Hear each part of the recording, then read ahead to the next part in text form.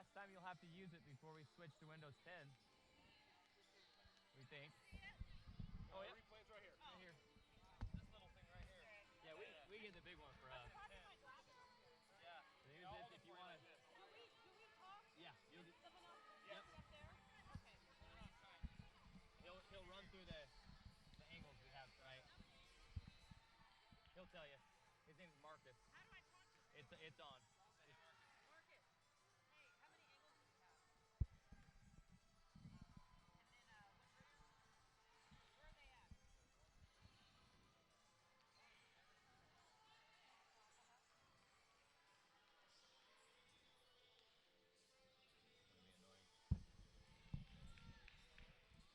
Martin, I'm gonna have to call you right back, okay? I got an OCD thing going on. My internet cable's over the top of one of the cables connected to the replay monitor that it's gonna be getting pulled on throughout the night if they have to use it. So I'm gonna call you right back. Okay.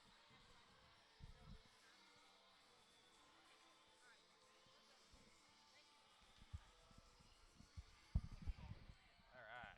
What was his name again? Marcus. There's one right over here. There's one over here. And then you're going to have probably one underneath each baseline. No, that's it. There's not one right here? Tonight. There's not one right here? 3. So right here.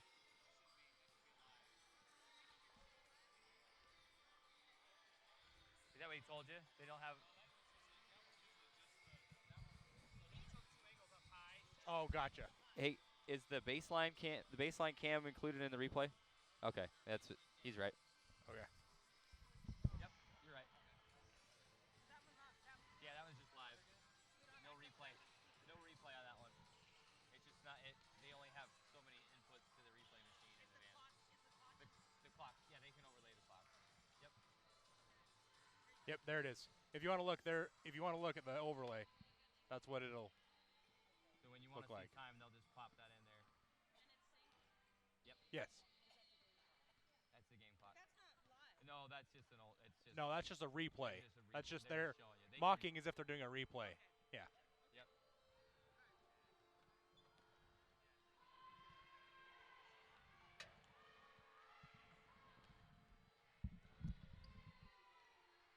All right, let's go.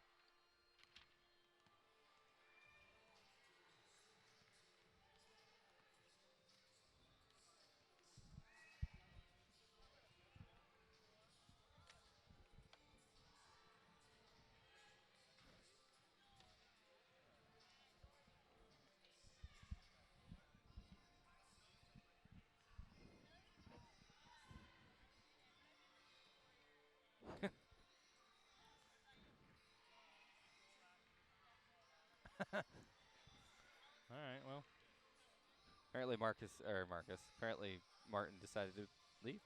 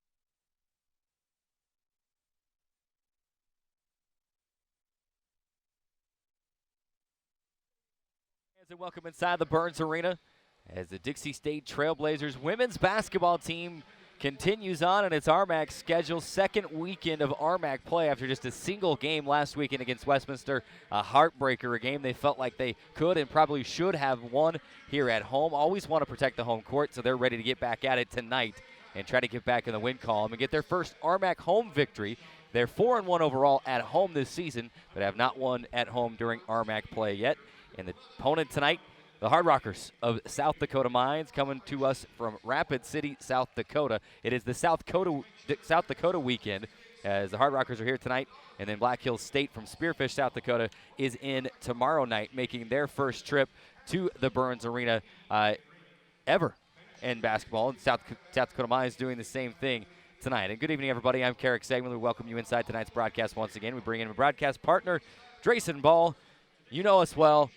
We do the Trailblazer Weekly Show every Wednesday at 3 p.m. as well, so hopefully you're not sick of hearing from us because we have lots more Dixie State athletics coverage on that show coming your way after the holiday break. In fact, we'll be on Radio Dixie 91.3 FM only for the next 2 weeks. But tonight it's all about basketball, and it's about the Trailblazers at 5-2 overall, 0-1 in the RMAC, trying to get back in the win column, trying to avoid losing consecutive games. If you can protect home court, Drayson, and you can avoid losing consecutive games at all during the season, you're going to give yourself a very good chance to make it into the postseason RMAC tournament. And tonight, a tough opponent. If you look at the record, 1-3 overall, 0-1 in the RMAC. Don't be fooled by that. There's some good scores on this team, and South Dakota Mines is feeling like they probably could and should have won their conference opener last weekend as well. It was kind of a rivalry weekend for Dixie State and for South Dakota Mines, as the Hard Rockers had the Black Hills rivalry game last week against Black Hills State. In a game they led by as many as 6 with just 3 minutes to go, and they let it slip away, and they lost that game. So they're ready to get back into the win column as well. So no slouch in the opponent for Dixie State tonight. They will have to be on point to get this thing done. No doubt about it. And the Trailblazers obviously want to rebound from that kind of heartbreaking loss the other night against Westminster College, a team you felt like you brought in and had a good chance to win. You were in that game late despite being down for much of the second half, but you had a chance and you were within a point or two there in the last 4 or 5 minutes or so, a team you feel like you could have beat and probably should have beat, but you got to move on today. You got to bring in a South Dakota School Mines team that is going to be hungry and desperate to get their first RMAC win of the season, much like Dixie State. And the Trailblazers are going to have to play well from first quarter to fourth quarter if they want to come out with a victory, and the first victory in the RMAC play here on their home floor. Let's get to know the Hard Rockers a little bit better. Again, we mentioned 1-3 overall, 0-1 in the RMAC after that 55-47 loss to the Yellow Jackets at Black Hills State last week. Hard Rockers earned their lone win of the season over Waldorf in the 2019-20 season opener on November 9th. And Waldorf is an NAIA school out of Iowa, and South Dakota Mines cruised in that game. A 30-plus point victory for the Hard Rockers. South Dakota Mines averaging 62.3 points per game while allowing 60.8 points per game. They don't score a ton of points every game, but they also are very good defensively, almost averaging only in the 50s per game, and so it's something that Dixie State will try to solve tonight. 2 of the South Dakota Mines players really carry the bulk of that scoring, and that's led by redshirt sophomore guard Ryan Weiss. 15.3 points per game, 4.7 rebounds per game as well for the junior guard from Ames, Iowa. And then she's helped out by senior guard Anna Haugen, 12 points per game and 13.3 rebounds for Haugen, averaging a triple-double. That's someone that you definitely, when you're scouting this team and you circle them, you look at that and you say, not only does she score, but she rebounds well, she's active. That's someone that Dixie State has got to keep in check tonight should they want to have a victory. Oh, and there's no doubt about it. And Haugen's really their hustle player in that starting lineup. And like you mentioned, 13.3 rebounds per game. She's not even the tallest player on the floor. She stands just 5'11". There's certainly players on both sides that are taller than her, but she doesn't let that limit her. She is the high-energy player, and she goes for every rebound that she can get to. In fact, only 2 players have more total rebounds than she has offensive rebounds. She has 15 offensive rebounds, and there are only 2 other players with more total rebounds than her on the team. So she gets it done both on the offensive and on the defensive glass, but if you don't contain her offensively, she can score as well. That is Anna Haugen. We're talking about the senior guard from Fort Collins, Colorado. averaging 12 points per game. Those are your only double-digit scorers for this Hard Rockers squad, but there are a couple of others to be on the lookout for, including freshman forward from Greeley, Colorado, Naomi Hidalgo. 8.8 points per game, also pulling down just shy of 5 rebounds per game. Hidalgo likes to drive. She can shoot it. She's very active. She is definitely a big part of this Hard Rocker offense off of the bench, so you look for her to kind of be that sixth man, as well as another freshman guard, 5'7" guard from Berthoud, Colorado, Sydney Leeper. And then you've got Ellie Till, another freshman. You've got freshmen all over coming off the bench for this South Dakota Mines team that, a lot of experience in the starting five, but outside of that starting five, a lot of freshmen, but very talented freshmen in that. So it's not all that much different than Dixie State. A lot of experience in the starting five, and then a lot of younger players coming off the bench and adding to the attack. But that is how South Dakota Mines likes to get things done. They are led by head coach Jerry Jacobson in her first season at the helm. Her first season, so just 1 victory, 3 losses under her belt, but a very good coach the Hard Rockers have on their bench. Let's talk about the series history between these two teams. It's the second meeting overall, as last season was the first time the two teams met up, and that was in Rapid City, South Dakota. It was a game that saw Dixie State overcome a 12-point deficit in the second half to claim a 70-62 victory early in the season last year in what would end up being Dixie State's first ever RMAC conference victory. And they look to claim another victory over the Hard Rockers tonight. This is one of the teams that you don't play twice during the season, so this very well could be, depending on what may happen later in postseason with Dixie State going Division I, this could be, it's only the second time they've ever met up. Could be the last time for a very long time that these two teams meet up as well. Dixie State, South Dakota Mines set to do battle here inside the Burns Arena as the Hard Rockers traveling from Rapid City, South Dakota. Talk about a tough trip as you travel all the way out from Rapid City, play tonight, and then drive 4 hours up the road to Salt Lake City to take on Westminster. Two very good teams. In fact, two of the top teams in the conference this year in Dixie State and Westminster. So it's a long trip, and it's a tough travel to get to your next destination. This is the first destination for South Dakota Mines. We'll see how they can handle playing in a different type of environment and an arena that's more open than they're used to inside of the Rocky Mountain Athletic Conference as well. The pregame clock has ended. This has been the TDS pregame show. We'll take a 2-minute timeout for the national anthem. We'll come back with some Lonnie Boys Barbecue starting lineups, or Lonnie Boys Barbecue's keys to the game, and Boulevard Home starting lineups. 2-minute timeout and back on the Trailblazer Basketball Network. When Southern Utah thinks of home furnishings, they think of Boulevard Home. But when Boulevard Home thinks about home, Southern Utah comes to mind. In 1974, local pioneer descendant Tony Whitwer decided to start a furniture business. He decided to name it after Southern Utah's most famous street, St. George Boulevard. Even though Tony has retired, his family's legacy still lives in who we are, a company dedicated to one goal, making your house home. Boulevard Home. Home is who we are. Camping World is here to help you connect to adventure and explore the outdoors with friends and family. Offering new and pre-owned RVs to fit every budget and thousands of parts and accessories for any need. Camping World has it all. With over 130 super centers nationwide, you're never far from America's #1 RV dealer. No matter where your adventures take you, whether you need an RV, parts, or service, Camping World is here to help you every step of the way. Visit Camping World in St. George or shop campingworld.com today.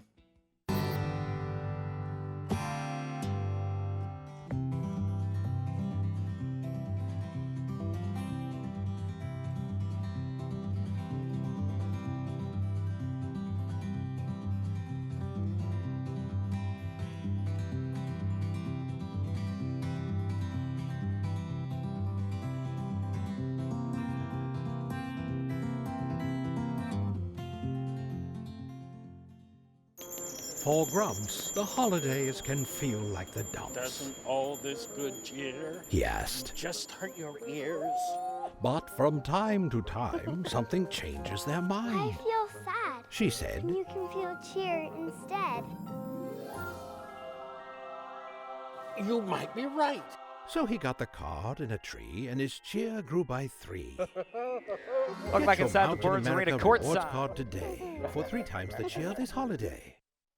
Blazer basketball as Dixie State hosts South Dakota Mines. The Hard Rockers coming in with a record of 1-3 overall, 0-1 in the RMAC, taking on Dixie State, 5-2 overall, 0-1 in the RMAC, trying to avoid losing back-to-back games for the first time this season. Before we give you some starting lineups, we got to give you some Lonnie Boys Barbecue keys to the game. Drayson, what do you have for us? What does Dixie State need to do in order to get a win tonight? Yeah, the Trailblazers, first of all, they got to shoot the 3 ball. Well, that's really what they want to do in their offense. In the system of their offense, they want to be able to get open threes, and they have to be able to make them at a high clip. A 32% three-point shooting team so far in the season. In their 2 losses against Westminster and Midwestern State, 30% and 27% from the 3. That's going to be key tonight for the Trailblazers. Also a huge one, limit the amount of turnovers.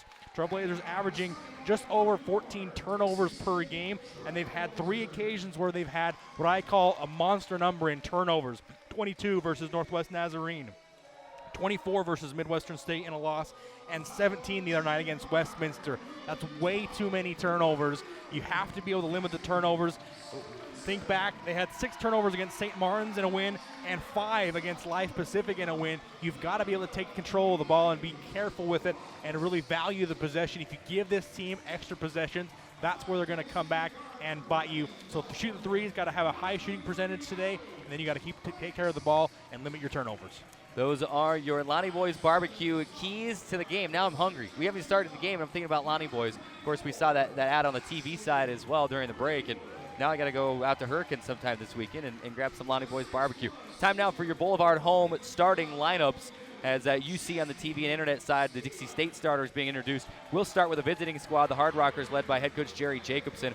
In her first season at the helm in Rapid City, South Dakota, she graduated from Upper Iowa in 2012, has been an assistant, and now in her first season as a college head coach. They'll start the same way they have been the last 3 or 4 games. They'll start Sammy Stefik, Ryan Weiss, Anna Kombalia, Anna Haugen, and Molly McCabe. And Dixie State will start the same way they started last week. It was a little variation from what we've seen, but it's starting to be the new norm with Maddie Loftus playing her way into the starting lineup. They go Kesley Stevenson, Maddie Loftus, Allie Franks, Ashley Greenwood, and Chesney Stevens down low, the 6'1" senior forward from Panguitch, Utah. Your Trailblazers are, of course, led by head coach J.D. Gustin in his 11th season as a head coach overall, 4th here at Dixie State. And here we go.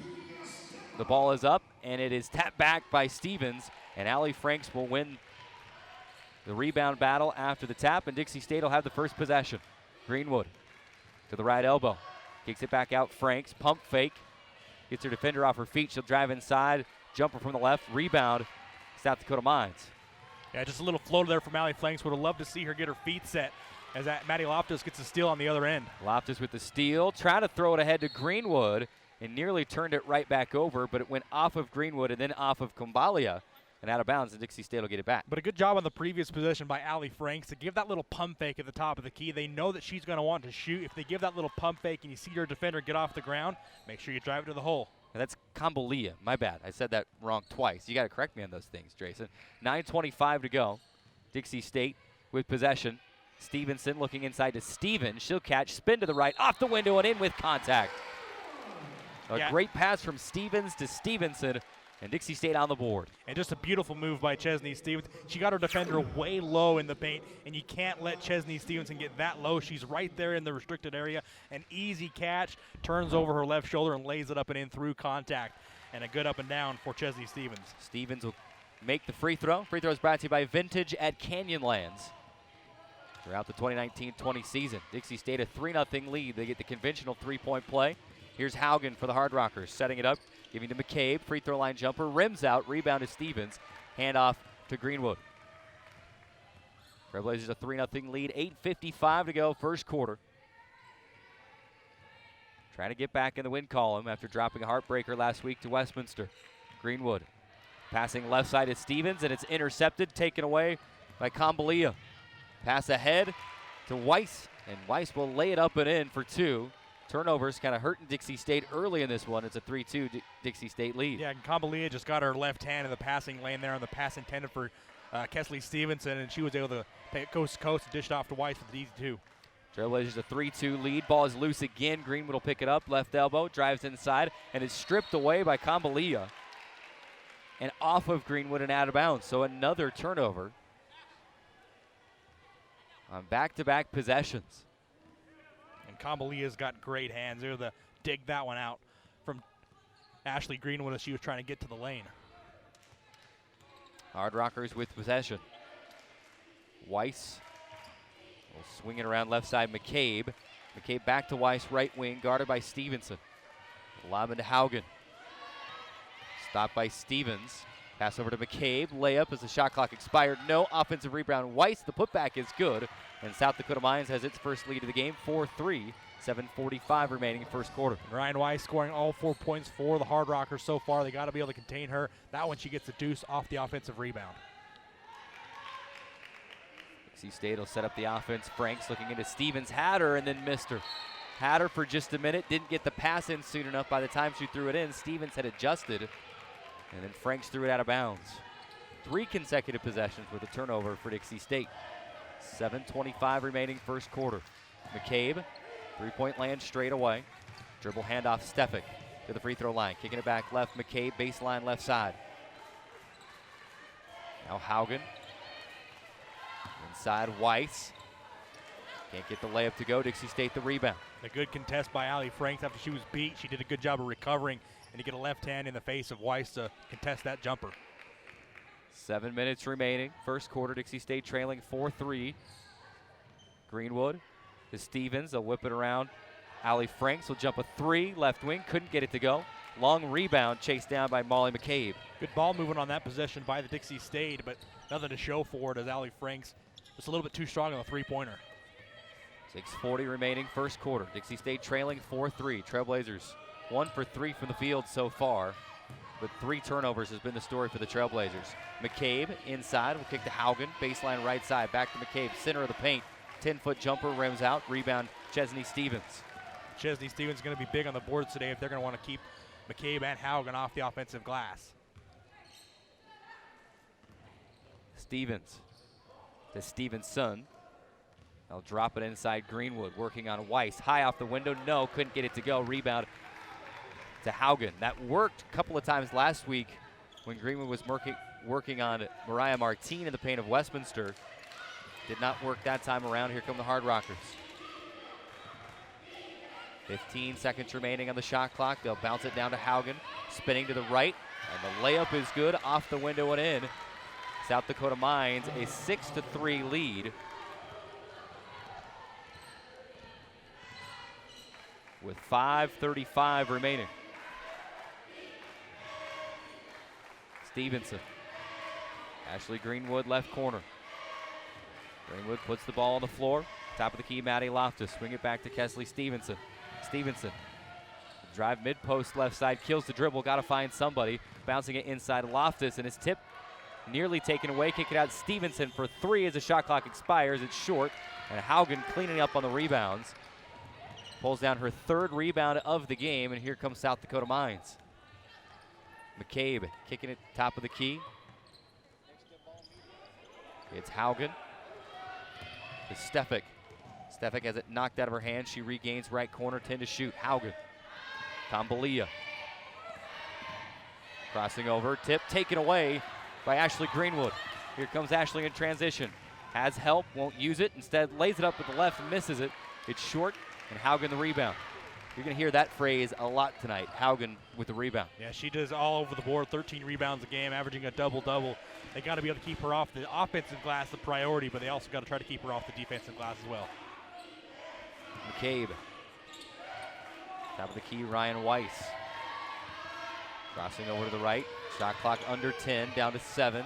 Weiss loses, regains. Kambalia. Tough 3 off the back iron. Stevens the rebound. Nearly traveled, but able to hold up. And here comes Dixie State. Trailblazers 1 of 6 from the field. A cold start. The silver lining, a lot of basketball still to be played and trailing just by 3. Kesley Stevenson, left wing 3, too much on it. Ball is loose, offensive rebound, Chesney Stevens. Chase it down, can't get it to go. That thing was halfway down and popped out. And it's a good hustle play created by Chesney Stevens. Just can't finish through contact on the other end. 6-3. South Dakota Mines the lead. We are nearly 2 full minutes past the media timeout. And a jumper from the free throw line by Molly McCabe is up and in. And South Dakota Mines has a game-high 5-point lead, 8-3, with 3:25 remaining. Still media timeout coming on the next whistle. Dixie State got to get some offense going here on this possession, see if they can take that lid off the rim. Franks crossing over to the left, cut off. Good defense by the Hard Rockers. It'll be tied up, and the arrow is with South Dakota Mines. Will go in as another turnover. Turnover number 4 of the quarter for Dixie State. And the Trailblazers just 1 of 8 from the field. In some trouble early. Let's see if they can get things worked out. 3:13 to go first quarter. Dixie State trailing 8-3. 60-second timeout and back on the Trailblazer Basketball Network. There is a place where looking out means looking in, where an impression lasting only a few seconds will be imprinted on a life forever, where courage is forged and innocence rediscovered, where remembering is rewarding and forgetting unforgettable. There is a place where truth is felt and where seeing is believing. There is a place. Radio Dixie 91.3. We don't play that. Nope, not that. A big fat no there. That's what we play. And stuff like that. On St. George's only alternative, Radio Dixie 91.3. Oh, and from 9 till midnight, we play this. I need a one dance. And this. Radio Dixie 91.3 FM.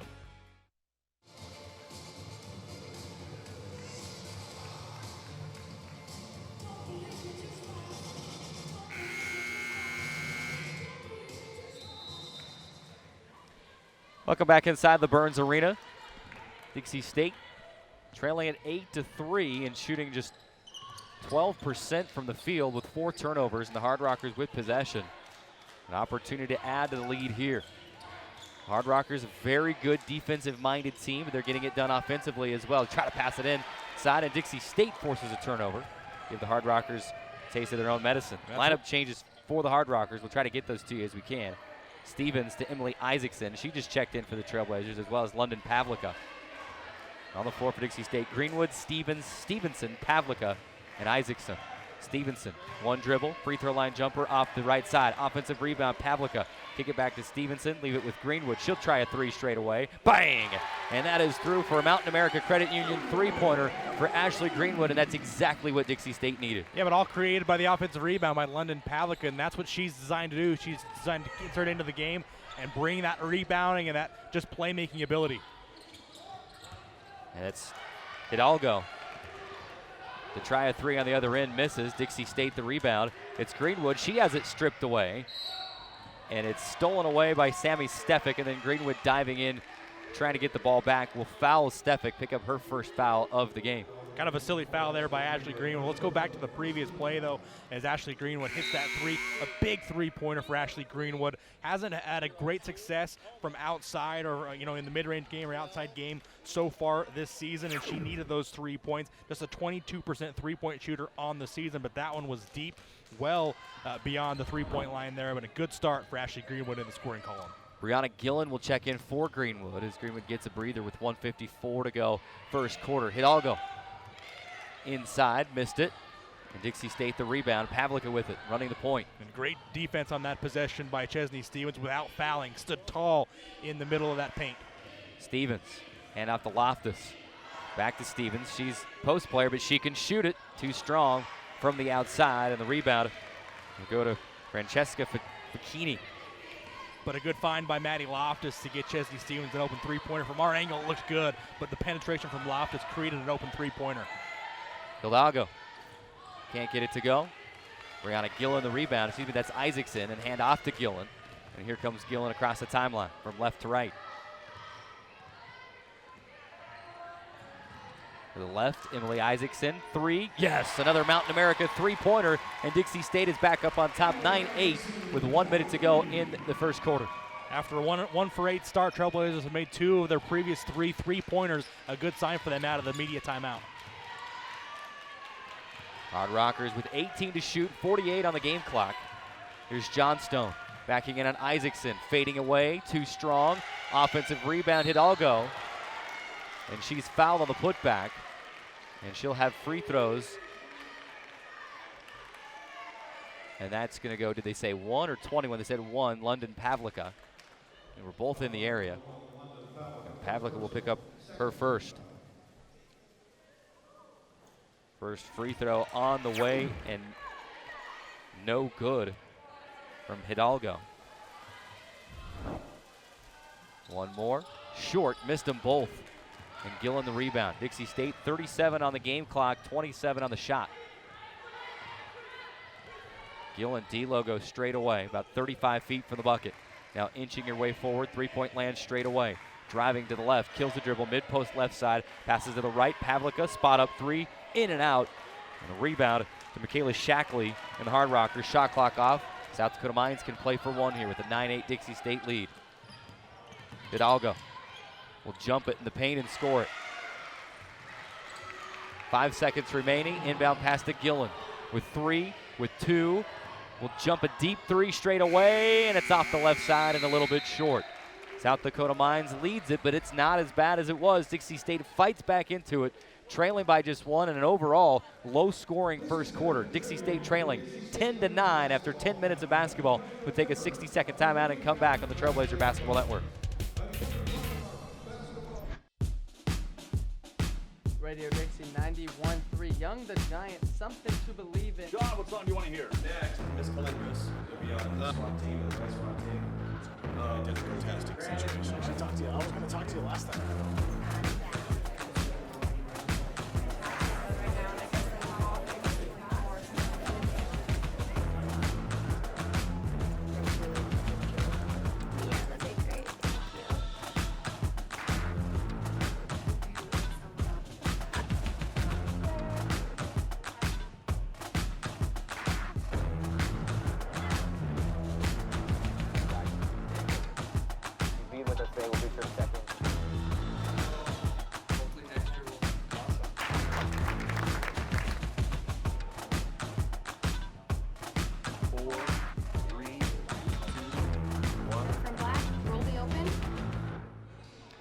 Welcome back inside the Burns Arena. Dixie State trailing 10-9. Drayson, you pointed at something during the break, and it's the battle of the rebounds. Chesney Stevens with 5 for Dixie State, and Anna Haugen with 5 for South Dakota Mines. The 2 post players getting after it. It's going to be fun to see those 2 go at it all night long. 9:53 to go here, second quarter. On the floor for Dixie State, Franks, Gillen, Loftus, Isaacson, Pavlica. Franks, 3-point land straight away, puts the ball on the floor, kicks right side, Isaacson. Leaves for Gillen. She'll drive inside, stops in the paint, spinning to the left, can't get it to go. And the rebound to the Hard Rockers. Yeah, Gillen just needed to kick that one out if she was stopped on the dribble penetration. Tried to force it up with her left hand and couldn't get it to go. Weiss, pump fake, steps to the left, and then has her 3-pointer blocked by Maddie Loftus. Here come the Trailblazers off to the races, ahead to Frank. She can't get it to go, but she is fouled, and she'll go to the free throw line for a pair of vintage at Canyonlands free throws. Yeah, and a good play there created on the defensive end by Maddie Loftus, who was kind of out of the play, got screened, and as Weiss elevated for a 3-pointer, kind of reached back in just kind of recovery mode, was able to get a hand on that shot, started the fast break, which led to Allie Franks getting fouled and going to the line for 2 free throws. Franks will make the first. She's on the board. She's one that scored in double digits the first 6 games of the season and then had just 6 points against Westminster last week. Misses the second free throw. Again, free throws brought to you by Vintage at Canyonlands. Tonight and all season long. South Dakota Mines the rebound. It'll be Fakini. Swinging around right side. Cooper Courtney traveled, tried to pump fake and make a move, and Courtney traveled with it. On the angle left side, back to Dixie State. Yeah, that's one of those emphasis calls that we've seen a lot so far this season. If you don't put the ball on the floor before moving your pivot foot, they're going to call you for a travel every time. Just over a minute gone by, third quarter. Trailblazers will set up the offense Game tied at 10. First tie of the game. Pavlica, hand off to Gillen to the free throw line. Back to London. 3-point land straight away. Down to 10 to shoot. Dribbling to her left with 8. Cut off at the left block. Kicks it back out. Loftus will bounce to Allie Frank's free throw line. Driving to the right. Off the window and in with a foul. Allie Franks, the bucket, the foul, and the free throw on the way. The foul against Melissa Johnstone. And a great possession there by Dixie State. Did not panic with the shot clock running down. She had that shot, put it up with about 2 seconds on the shot clock, but a very, very disciplined and patient offense for Dixie State in that possession. The ball moved around the perimeter and around the key 4 or 5 times before eventually Allie Franks got the foul, laid it up and in. Franks leaves the free throw short. It bounces into the hands of Ryan Weiss. A little out of control on the way back up the floor, but she's able to settle down. Hands off to Hidalgo. Hidalgo near side of Cooper Courtney. Lobbing inside McCabe. Catch, and her shot is blocked by Allie Franks. Rebound brought down by Gillen. Trailblazers off to the races. Kick left side, Pavlica. Fakes right, goes left, drives inside, leaves the layup short, and the rebound to Hidalgo and the Hard Rockers. Dixie State a 12-10 lead, 8:05 remaining. Still just 25% from the field. Hard Rockers, three-pointer right corner from the other way, and it's Fakini. Will knock it in, and it's a 13-12 South Dakota Mines lead, 7:50 to go. And a 5-point swing after Pavlica. Would have loved to have that layup back. Didn't get back in transition and got an open 3 on the other end. On the other end, here's Gillen, and her short jumper is off. When these start falling, Dixie State is going to be in business, but right now, just 4 of 18 from the field. Still just trailing by 1. And this should be a turnover. A miscommunication between Fakini and Ryan Weiss. Ball gets across the timeline and a backcourt violation. Give the ball back to Dixie State. Back onto the floor for the Trailblazers, Ashley Greenwood and Kesley Stevenson. And Haugen will check back in for the Hard Rockers. Yeah, Dixie State love to see a lot more ball movement on this possession. They had a lot of success with that a couple plays ago when Allie Franks got the and one. Love to see a lot more of that and get a good open shot on this possession. Stevenson, top of the key. Swings it left side, Isaacson. Now it's to Pavlica. Right elbow to Stevenson. Catch and shoot 3. Bingo! Good to see that one go down for Kesley Stevenson. She needed that one. And Dixie State on top by 2, 15-13. 3-pointers brought to you by Mountain America Credit Union. That was a great play designed to get Kesley Stevenson a wide open 3. Jumper the other way from Bikini. It's too strong. Dixie State the rebound. Pavlica accelerates the other way, and she'll lay it up and in with the left hand. London Pavlica, we saw that so many times last year. Starting to see it again this season, and the Trailblazers lead it by 4, 17-13 with 6:40 remaining. And London Pavlica just so athletic, as she nearly gets the steal here, and she does. Throws it off the defender. What a play by London Pavlica. And London Pavlica has checked into this game and has been a shot in the arm for the Trailblazers. Not just stat-wise, but kind of a jumper cable, if you will, coming in and a spark.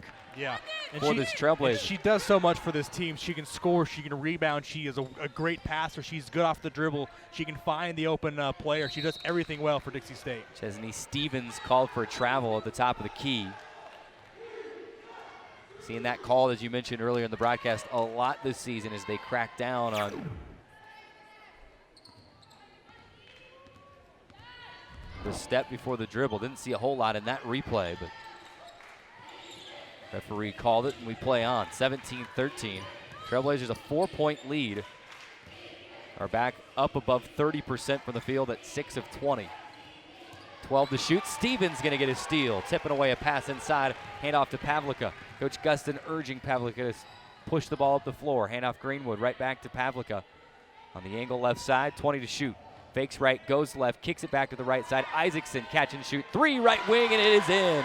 Emily Isaacson will knock in the 3, and Dixie State a game-high lead of 7, 20-13, 5:49 to play, and Dixie State back in business, hitting from the outside to get back into this one. They've stretched the timeout to the media. Trailblazers a 20-13 lead, 5:49 to go, 60-second timeout and back on the Trailblazer Basketball Network.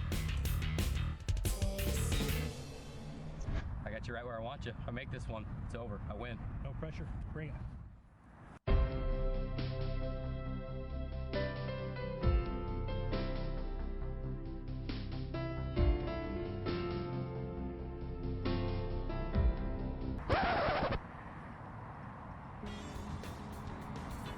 We may not always play good, but when we want to look good, we come to the Dixie State campus store. Located on the second floor of the Gardner Center. We'll see you there.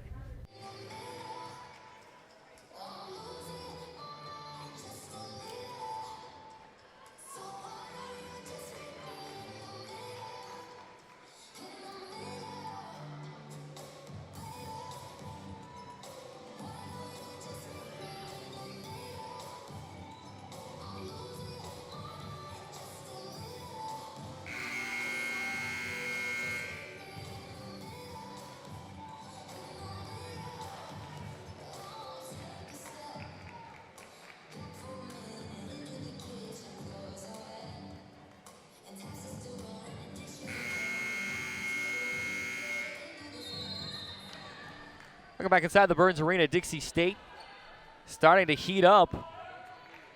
Now 33% from the field for the game, 57% here in the second quarter. And the Trailblazers, a team, have hit 4 threes already and lead at 20-13. A kicked ball called against Dixie State. Shot clock will go back out to 20 for the Hard Rockers. 5:38 until halftime. And South Dakota Mines will have the ball under the basket. Baseline left side. On the floor for Dixie State out of the timeout, Stevenson, Pavlica, Isaacson, Stevens, Greenwood. Pass inside to Weiss, and she'll lay it up and in. Give you that Stefik with the lay-in for the Hard Rockers, and it's a 5-point Dixie State lead. That'll snap an 8-0 run for the Trailblazers. And a good out-of-bounds play out of the timeout. Well designed by Jerry Jacobson. Pavlica hesitates and accelerates inside and will lay it in for 2. She's got 4 points and a couple of assists as well, and has been the spark plug. 4 in points. This Dixie State comeback to take the lead. 4 points, 2 rebounds, 2 assists in 7 minutes of game time action. McCabe, jumper right side, no. Haugen, offensive rebound. We talked about that. She's very active on both the defense and the offensive glass, and the Hard Rockers want to maintain the possession. McCabe driving in on Emily Isaacson, and that does not look good. Isaacson goes to the floor, and we may have had a knee-to-knee on the way in there, but Isaacson, who's having such a good game, is down for the moment. We hope she is okay. Helped up by Coach Gustin and women's basketball athletic trainer Barb Russell.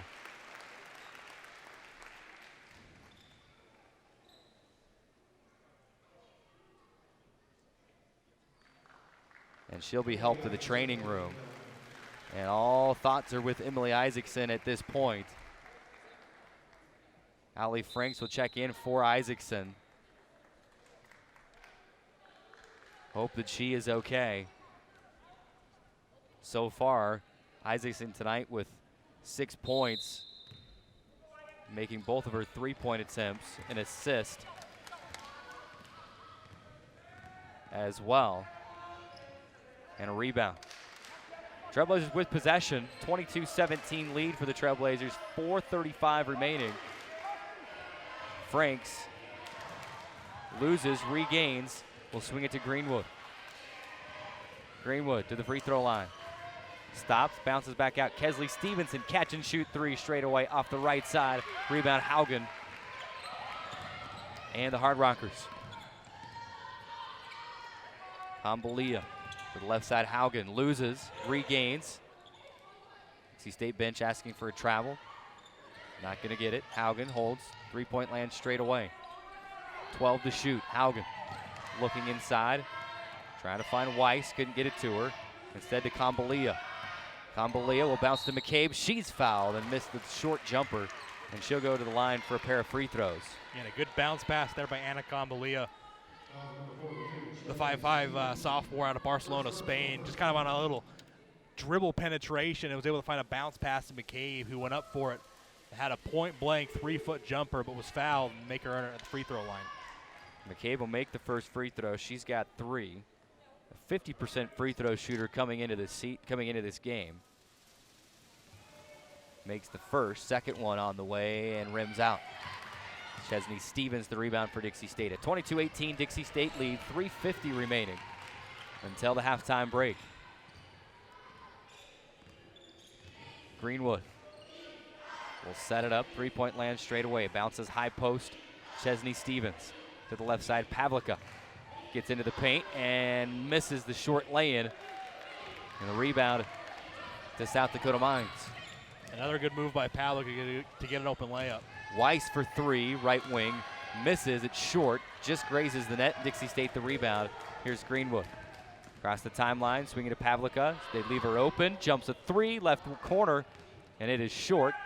And Haugen chases down the rebound. She may be in double digits for rebounds already. That's number 9 for Anna Haugen, averaging 13.3 rebounds per game. And South Dakota Mines will turn it over. Dixie State the steal. Here's Pavlica. Gets away from a defender. 2:53 to go. Kicks to the left corner. Stevenson. Back to Pavlica. Will hold. 3-point land straight away. 2:45 to play. Drives inside. Tries to kick it into the corner to Franks, but it's tipped and taken away by Molly McCabe. I thought she would have been better served. She had to go up and lay that one in, going against a smaller defender, a 5'5" guard in Anna Combalia. And Dixie State is steal the other way again. Stevenson got in there, poked it away, and Stevens will pick it up. And Dixie State about to make a line change. At least 4 Dixie State players at the scorer's table to check in. Pavlica holding, passing inside. Stevens catch and shoot, and she lays it in. Dixie State a 6-point lead, 24-18, 2:07 remaining. And a beautiful pass by London Pavlica. Faked like she was going to go to the corner and saw Chesney Stevenson cutting back door. Threw a perfect pass, high enough for her to catch it and lay it in. Stefik bounces to McCabe, and she is fouled by Stevens, and that'll be foul number 2 against Chesney Stevens. That's a big foul against Dixie State's Chesney Stevens. She's been playing so well down low. She's had a couple of steals, and she's been playing very well defensively against some of their bigs. Haugen, for example, as well as Johnstone. And 2 fouls on her is going to force her to sit on the bench, more likely for the end or for the rest of the quarter. McCabe missed the first free throw. Second one on the way. No, that was the first free throw. Misses that one. They subbed before the first free throw. Now she'll have one more. We'll get you the Dixie State subs here in just a moment. Ashley Greenwood, as McCabe makes the free throw. Greenwood, the only player who stays on the floor, so it'll be Maggie McCord, who has not played since the Midwestern State game on November 9th. She's into the ball game. Maddie Loftus back in, Gillen back in, and Brianna Moiai into the game for the first time. Moiai to Gillen.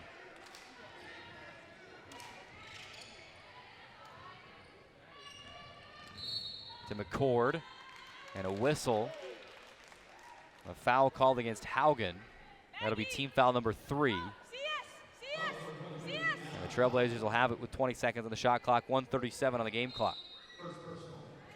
Greenwood will bounce it in to Moiai, then get it right back. Ashley to the free throw line, hanging, and can't get it to go, but she's fouled. She'll go to the line for a pair of vintage at Canyonlands free throws with a 24-19 lead. And I love that part of Ashley Greenwood's game. She's only 5'7", but she's got kind of a big frame and is able to play low to the ground. And by doing that, she's got a good post game where she can get in there and either get the foul call or lay it up and in. Misses the first free throw. She'll have one more. Dixie State 2 for 5 from the free throw line today. Second one on its way and in. 4 points for Greenwood.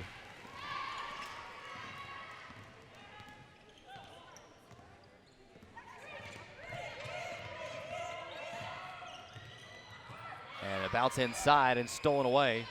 Courtney's pass, stolen by Dixie State. Gillen hands off to Maddie Loftus, travel. Step back into the left corner to take a 3, and they call her on the travel. I'm not sure. That left corner from our angle is tough to see. Not can't sure see exactly the feet, what so. she did. We couldn't see the feet, but I mean, it looked like to me it was just a set jump shot, but refs thought otherwise. She stepped back a little bit. And a Dixie State foul the other way as Cooper Courtney was trying to come off a screen and get open, and Greenwood will be called. At least they initially signaled 24. Yes, 24. Greenwood called for the foul, her second.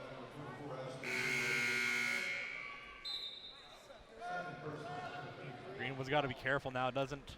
Well, now they do. Now it looks like they are going to sub for London Pavlica is going to come in for Ashley Greenwood. Thought they might let her play the final minute of this half, but with London Pavlica playing so well off the bench, no reason to risk having Ashley Greenwood pick up a third foul here at the end of the half. Hard Rockers with possession, 12 to shoot, 50 on the game clock. Bikini bounces to Haugen with 5 to shoot. To the left, spins back right, inside, banks it in as the shot clock expires. Haugen with 4 points, game clock at 35, shot clock at 27, but an 8-second differential.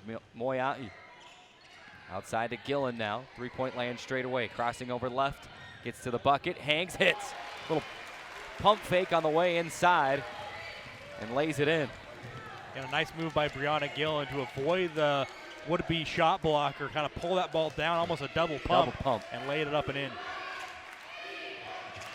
Game clock down to 7. Here's Haugen crossing over to the left, kicks to Courtney, 3-ball straight away, too strong. Haugen the offensive rebound, and no shot is put up before the clock expired. Dixie State will take a 6-point lead into the halftime break, 27-21. It has not been easy.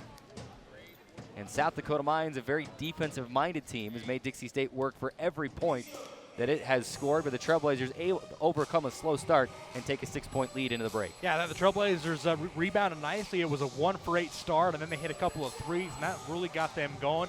And then we talked about the energy provided off the bench from London Pavlica, who came in and I thought just played excellent, has 4 points, have a handful of rebounds and an assist, and just was creating plays off the dribble. Probably had 2 or 3 other plays that layups at the rim or wide open threes that, you know, if she makes all of those, she could be looking at 8 or 9 points at this point in the game, but I thought she really provided a spark. And then the Trailblazers, of course, started hitting threes, and that really was what opened up the lead for them later on in that second quarter. Trailblazers take the 6-point lead into the halftime break. We will take a full 4-minute timeout. When we come back, it'll be the Seven Oaks Jewelers halftime report. We'll give you the numbers, we'll give you our thoughts, break it down, take a look around the RMAC as well, and get you ready for second half action. Dixie State 27, South Dakota Mines 21. The 4-minute timeout and back on the Trailblazer Basketball Network.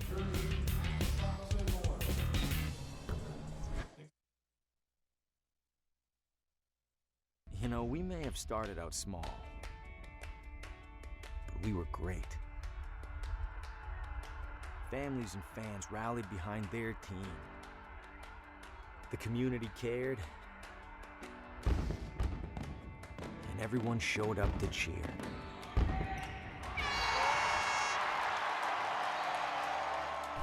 Now, we're bigger than ever. Dixie State is going to Division I. Here we go in transition, and he throws it down with one hand. But at the end of the day, it's the community and fans that make us great.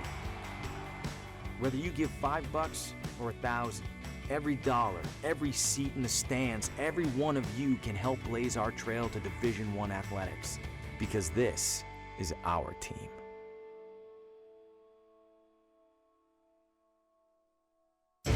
Tell me not in mournful numbers, life is but an empty dream. For the soul is dead that slumbers, and things are not as they seem. Art is long and time is fleeting, and our hearts though stout and brave, still like muffled drums are beating, funeral marches to the grave. In the world's broad field of battle, in the bivouac of life, be not like dumb-driven cattle, be a hero in the strife. Lives of great men all remind us that our lives can be sublime, and departing, leave behind us footprints on the sands of time. Footprints that perhaps another, sailing over life's solemn main, a forlorn and shipwrecked brother, seeing, shall take heart again. Let us then be up and doing, with a heart for any fate. Still achieving, still pursuing, learn to labor and to wait.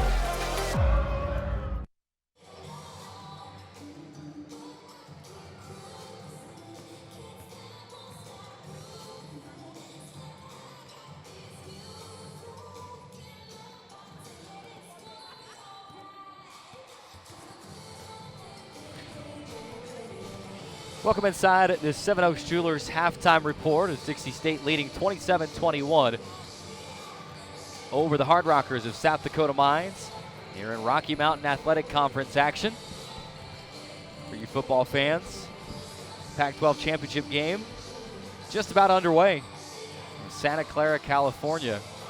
The 49ers Stadium down there. Maybe we'll keep you updated on that score throughout the night. If you're tuning in, listening to us, or watching this game, we'll keep you, updated on that game as well. So if you like DVRing or recording the game to watch later and you don't want to hear those updates, then maybe mute the game and just watch. I don't know, because we'll give you updates as we go throughout. This is the Seven Oaks Jewelers halftime report. Again, the Trailblazers a 6-point lead, and after the first quarter,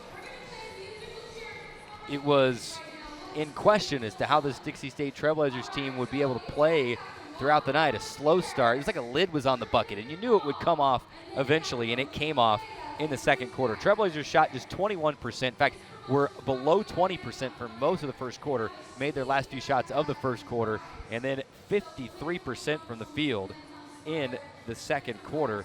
At 7 of 13 from the field in the second quarter to come back and take the lead. They have a 6-point lead. Trailblazers 37% from the field overall in the first half, 10 of 27, 4 of 12 from the outside, 33% there, and 3 of 6 from the free throw line. Trailblazers have been fantastic as a team from the free throw line so far this season, shooting almost 76% as a team from the free throw line, which is spectacular. If you can shoot between 75 and 80% as a team from the free throw line, you're doing yourself a lot of good and helping yourself out, helping your own cause.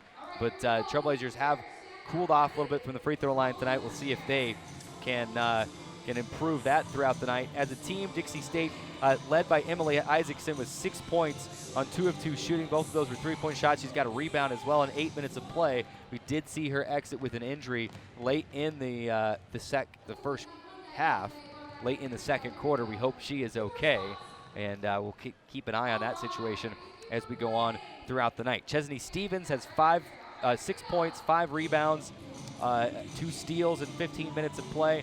But after that, we've talked about her over and over again, really the spark plug for this Dixie State team.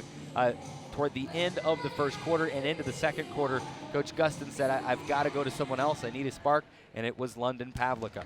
4 points, 3 assists, 2 rebounds, 2 steals for the sophomore from Las Vegas, and that has been just what Dixie State needed to get back into the ballgame. Yeah, and we talked about it a lot the first half. London Pavlica just does just about everything for you. Like we mentioned, she can score the basketball, she can rebound, she's a great passer, she can find you off dribble penetration if you're open in the corner. She's also very crafty when she gets around the rim. She loves to be able to fake right and go left, and she's very good at knowing what she's going to do in anticipation and be able to lose her defender in the process. And she just, like you mentioned, just does everything well. And she comes off the bench and gives Dixie State a big spark and a big lift in the end of the first quarter and into that second quarter. If you remember back, the Trailblazers started 1 of 8, and then on 3 possessions, 2 of them they hit a three-pointer. Those were created by London Pavlica and the offense that she provided and the playmaking abilities that she has for this Dixie State team. And that was really the big turning point for the Trailblazers in getting the lid off the bucket early in that first half. South Dakota Mines, on the other hand, 9 of 24 from the field, 37% from the field, 1 of 6 from downtown, just 16%, and 2 of 6 from the free throw line, 33% clip there. So both teams struggling from the free throw line through the first 20 minutes of basketball. South Dakota Mines leading the rebounding battle, 21-15. Coming into tonight's game, South Dakota Mines was out-rebounding teams by, on average, about 7 rebounds per game. Dixie State, on the other hand, was out-rebounding teams by about 9 rebounds per game, just shy of 9 rebounds per game. Tonight, the battle of the excellent rebounders is South Dakota Mines, 21-15, including 4-2 on the offensive glass. Dixie State will look to shore some of that up. Now, most of that is Anna Haugen. She's got 4 points and 10 rebounds already. She averages a double-double, and she's well on her way to that. And Trailblazers have got to crash the boards, especially 17 defensive rebounds for South Dakota Mines. It did look like there were occasions where the shot would go up and no one was really there crashing the boards to try to get the second opportunity. You've got to create second opportunities and give your team the best opportunity to try to win the ball game. And Dixie State will look to get back ahead in that rebounding battle here in the second half. Yeah, absolutely. They've got to be able to try to contain Anna Hagan, who's just been everywhere on the defensive glass today. She's brought down 10 already. She's on pace to have 20 rebounds by the end of the night. Hopefully the Trailblazers can limit her and not let her get to that mark. But I thought, the Trailblazers did well defensively on the 2 leading scorers for the Hard Rockers coming into the game. Ryan Weiss as well as Anna Haugen, who combined for about 27 points per game. And I think the big key for the Hard Rockers, the person that did the most amount of damage was Molly McCabe. She had 6 points. She only averages 5 points on the season. She had 6 points in the first half, and she was critical in getting the 2 fouls on Chesney Stevens, who had to exit about halfway through the second quarter with foul trouble. She was doing a good job of getting the ball down low and making things happen and drawing fouls. She did that on Chesney Stevenson, who was playing big up to that point. She had a couple of steals and had a lot of rebounds up to that point. In fact, 6 rebounds for Chesney Stevenson before she had to exit with the 2 fouls. She also had 2 steals at that point, and so that was one of the big keys for me, that Molly McCabe was able to kind of draw those fouls on Chesney Stevenson and get the Trailblazers big out of the ballgame. Trailblazers a 6-point lead, 27-21. We'll take a 2-minute timeout inside the Seven Oaks Jewelers halftime report, and then we'll come back. We'll take a look at the out-of-town scoreboard, take a look at the RMAC and what other games are going on inside the conference. We'll also look back at our Lonnie Boys Barbecue keys to the game and kind of grade those out and see where Dixie State is to this point. 2-minute timeout and back on the Trailblazer Basketball Network.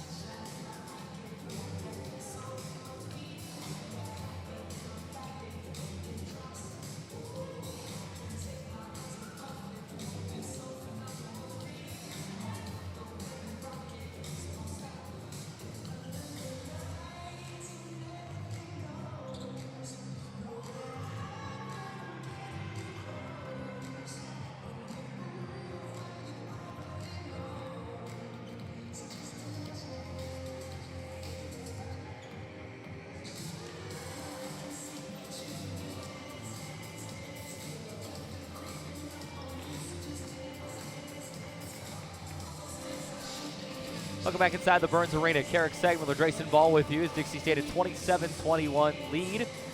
Fans enjoying the Brooks dance cam on the video boards here at halftime. Let's circle back before we look at our RMAC. We'll just look at the standings. A lot of games on the docket tonight. We'll give you kind of the RMAC standings coming into tonight. Let's circle back, take a look at our Lonnie Boys Barbecue keys to the game and how Dixie State has done with those through the first half. Yeah, I mentioned the Trailblazers had to be able to shoot the 3 well. In their 2 losses, they've shot 30% and 27% against Westminster and Midwestern State. They've done a better job of that so far. Of course, they could have had a few more wide open threes that they wish they could have gone down. They might have had 6 or 7 threes up to this point. Right now, 4 of 12, 33% from three-point range on the game. But I like what they've been doing offensively to be able to get those open threes. If they can continue to do that offensively, hopefully a few more of those will fall in the second half. As far as turnovers go, I mentioned you got to be able to take care of the ball. The Trailblazers on their 2 losses on the season, 17 turnovers against Westminster and 24 against Midwestern State. They have 8 turnovers already tonight. They really struggled in that first quarter.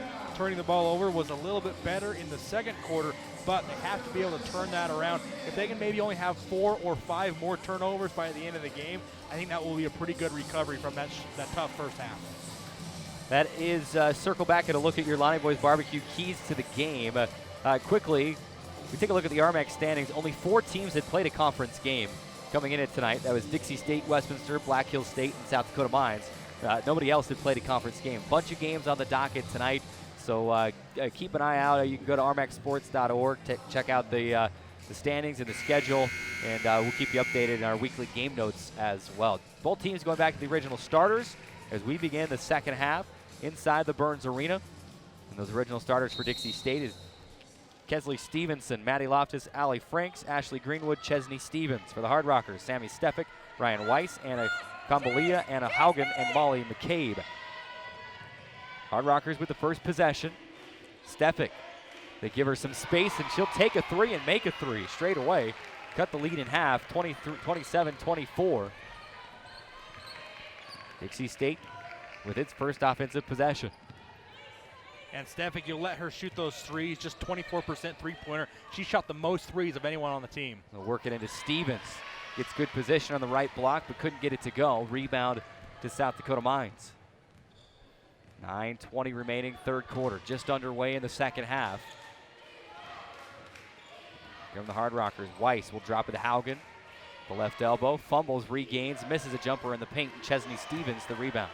Yeah, great defensive rebound there by Chesney Stevens. Had McCabe right on her back, but skied up and grabbed that one with 2 hands and brought it down. Greenwood will set it up for the Trailblazers. Hand off to Stevenson. Stevenson to Stevens.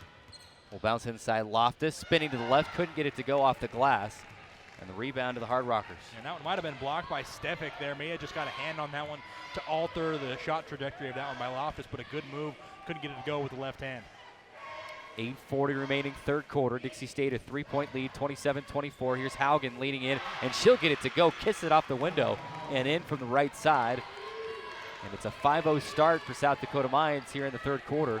Dixie State lead is 1, 27-26, 8:20 to go in quarter number 3. Stevenson, top of the key, just inside the arc, hands off to Stevens. Now we'll bounce to Loftus at the left elbow. Still has the dribble, doesn't use it. We'll give it to Stevenson, jumps a 3 left wing, and it's short. Long rebound chased down by Molly McCabe. But more good action by Dixie State as Kesley Stevens kind of just drifted out, had an open three-pointer. You love to see those go down, but you love to get the open shot nonetheless. McCabe for South Dakota Mines. Kambalia, no look pass, right side. Haugen missed it. Greenwood the rebound for Dixie State. Holds the ball high, brings it down, and dribbles up the floor. Here's Stevenson. Top of the key, Franks. Back to Stevenson. Couple of dribbles, free throw line jumper on the way and off the right side. And a rebound to South Dakota Mines. Stevenson 1 for 6 from the field tonight. 1 for 7. 1 for 7 after the stats update. Thank you. 27-26, Dixie State a 1-point lead. Weiss will drive inside and gets a runner to go off the window. And South Dakota Mines on an 8-0 run out of the locker room has taken a 28-27 lead. Coach Gustin asked for a timeout. And the Trailblazers trail by 1. Basketball is a game of runs. Coach has called timeout. They'll stretch it to a full. We'll take it. Timeout's brought to you by Dairy Queen. 7:08 to play. 28-27, Dixie State leading. Let's take a 30-second timeout, just a 30. Come right back on the Trailblazer Basketball Network. Hey, what's up, man? Hey, good. You played before, right? Oh, absolutely. It's all state, high school. Good, let's run some routes. Give me a post route. All right, let's do it.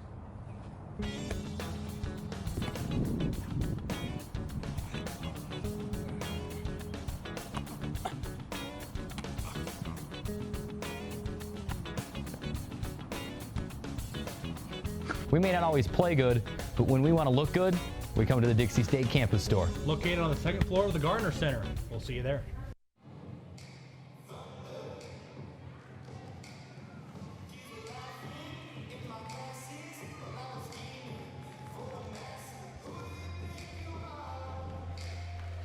Run for South Dakota Mines to start the third quarter, and Dixie State trailing 28-27, 7:08 to go. The Trailblazers have missed on their first 4 shots of the third quarter. Meanwhile, South Dakota Mines 3 for 5, 60% from the field, including a 3-pointer, and it's a 28-27 lead, kind of how the first quarter started. And then Dixie State was able to battle back into it. But this has been a scrappy, physical, low-scoring game. We'll see what Dixie State will draw up out of the timeout. Yeah, no doubt about it. Dixie got to be better defensively. They had a three-pointer by Sammy Stefik, and then a couple of deuces by Haugen and Weiss, their leading scorers. Got to be able to contain both them two in the second half. Here's Allie Franks with 3 points on the night. Handing off to Gillen. Brianna Gillen gives to London Pavlica. She's back in after the timeout. Stumbles, regains the possession, leaves it with Allie Franks, and she'll score it at the bucket. Great find by Pavlica and a good finish by Allie Franks. We'll see if that can get her going. Dixie State a 29-28 lead with 6:35 to go. Really need the scoring from your senior leader in Allie Franks. Yeah, but a good penetration by Pavlica. Almost lost her feet, but did a good job to recover and find the cutting Franks to the basket. Stefik will try to slice a pass inside to Haugen, and it's tipped taken away. Pavlica with it. London accelerates, gets to the bucket, hangs and hits. We've seen this a time or two already in the game. London Pavlica just finds another gear when she's going to the bucket. And Stefik will answer with another three, a deep three on the right wing, and we are tied at 31. Well, 6 minutes to go. London Pavlica the other way, looking inside Greenwood. Greenwood holding on the left elbow, just outside of the paint, so you don't have to worry about three in the key. Pavlica will try to force a pass into Stevens, and that's tip taken away. Perhaps the first mistake that Pavlica has really made tonight. But then forces a turnover on the other end and gets it right back. Yeah, she does a good job of getting into the passing lane after the turnover on that one. Thought maybe just a little bit of a miscommunication. Pavlica kind of threw it to a spot where Chesney Stevenson wasn't expecting it. But then on the other end, she keeps her head up, gets her hand in the passing lane, and forces Weiss to step on the line.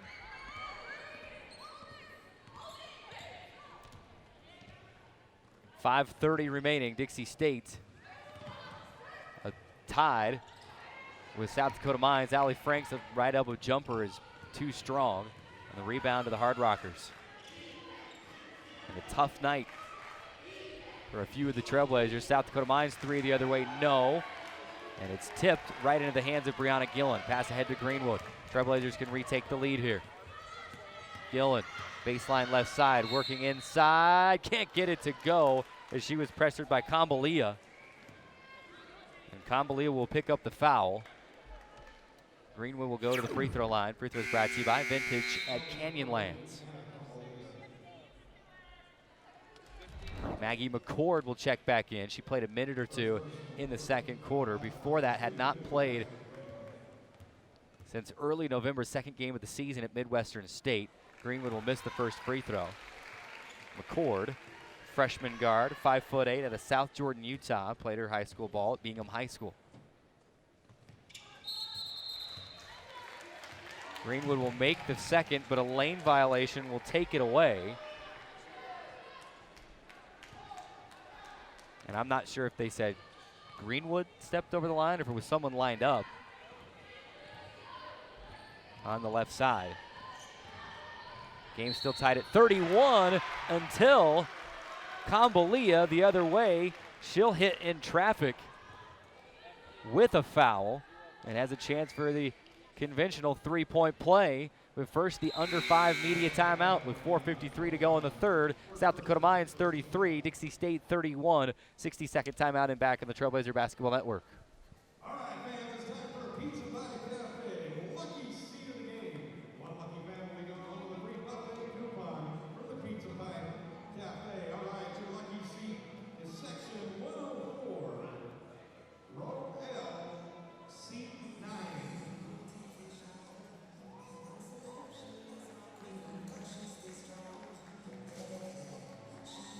There's your winner right up there in the red Dixie State t-shirt.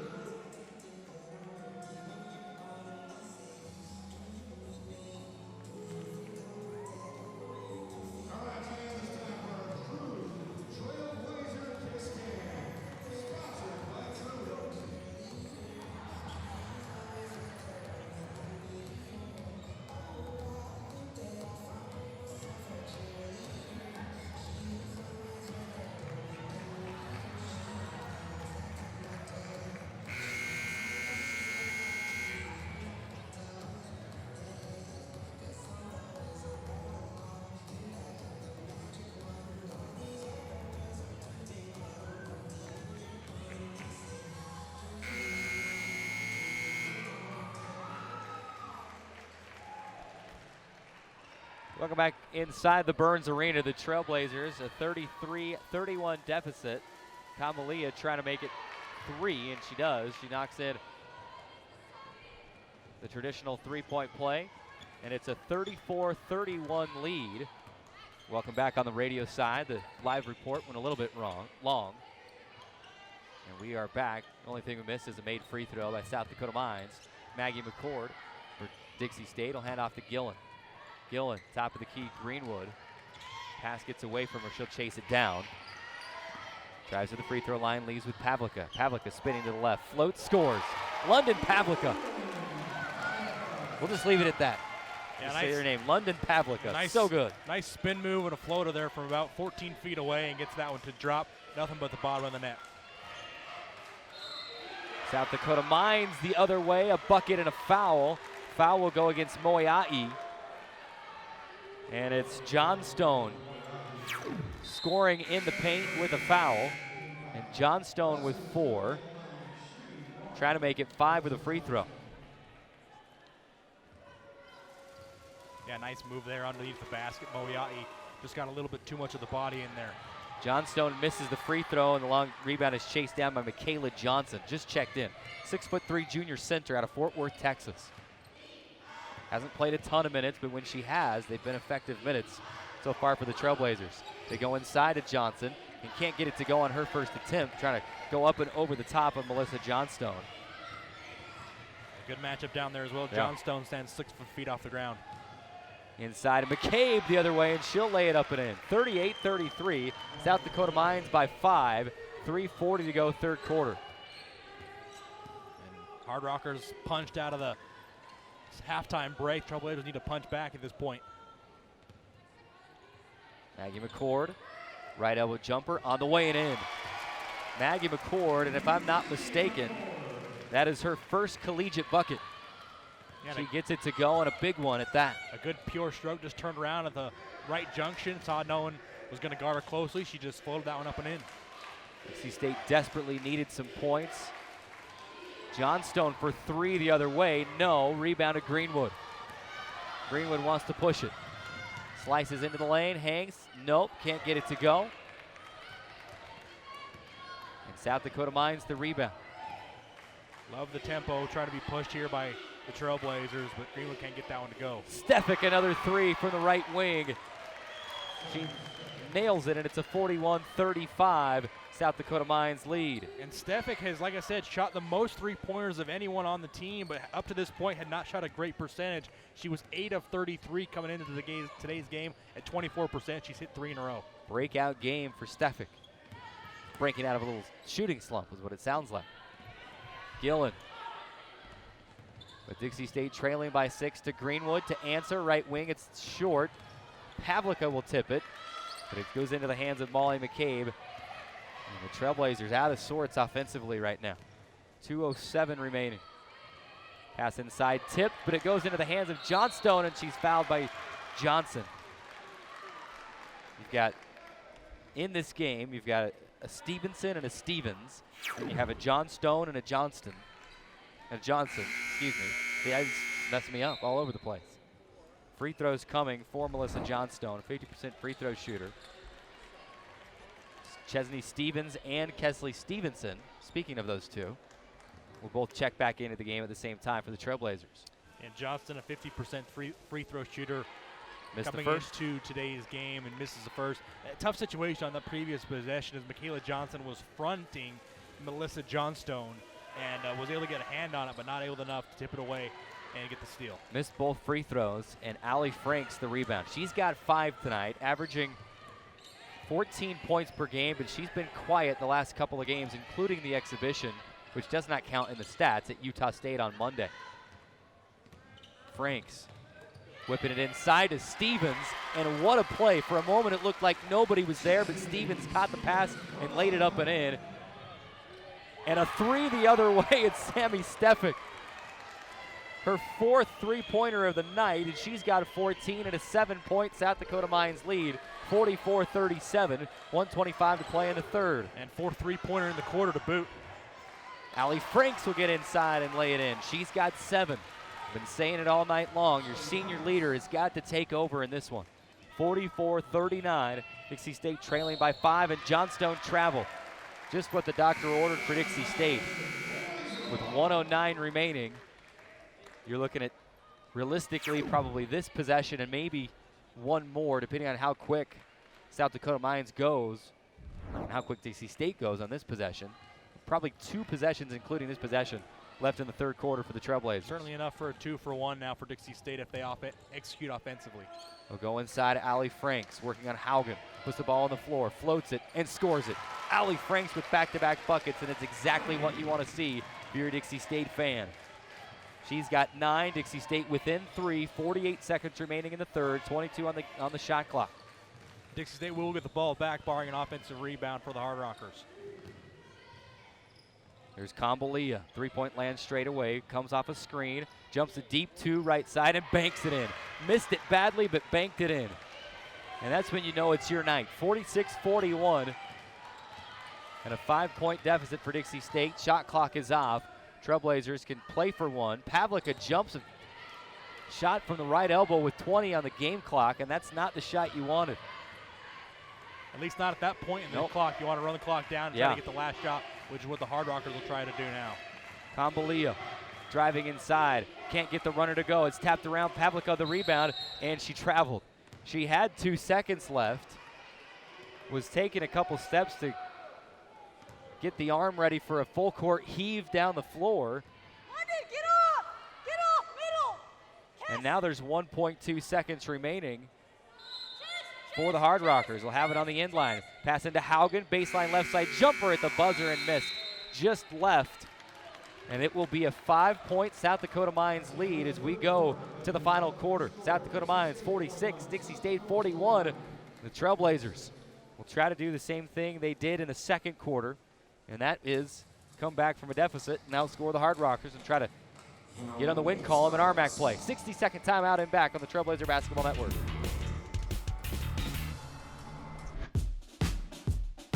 Radio Dixie 91.3. Young the Giant, something to believe in. John, what song do you want to hear? Next, Miss Calendris. You'll be on the SWAT team, the best SWAT team. I did a fantastic situation. I should talk to you. I was going to talk to you last time.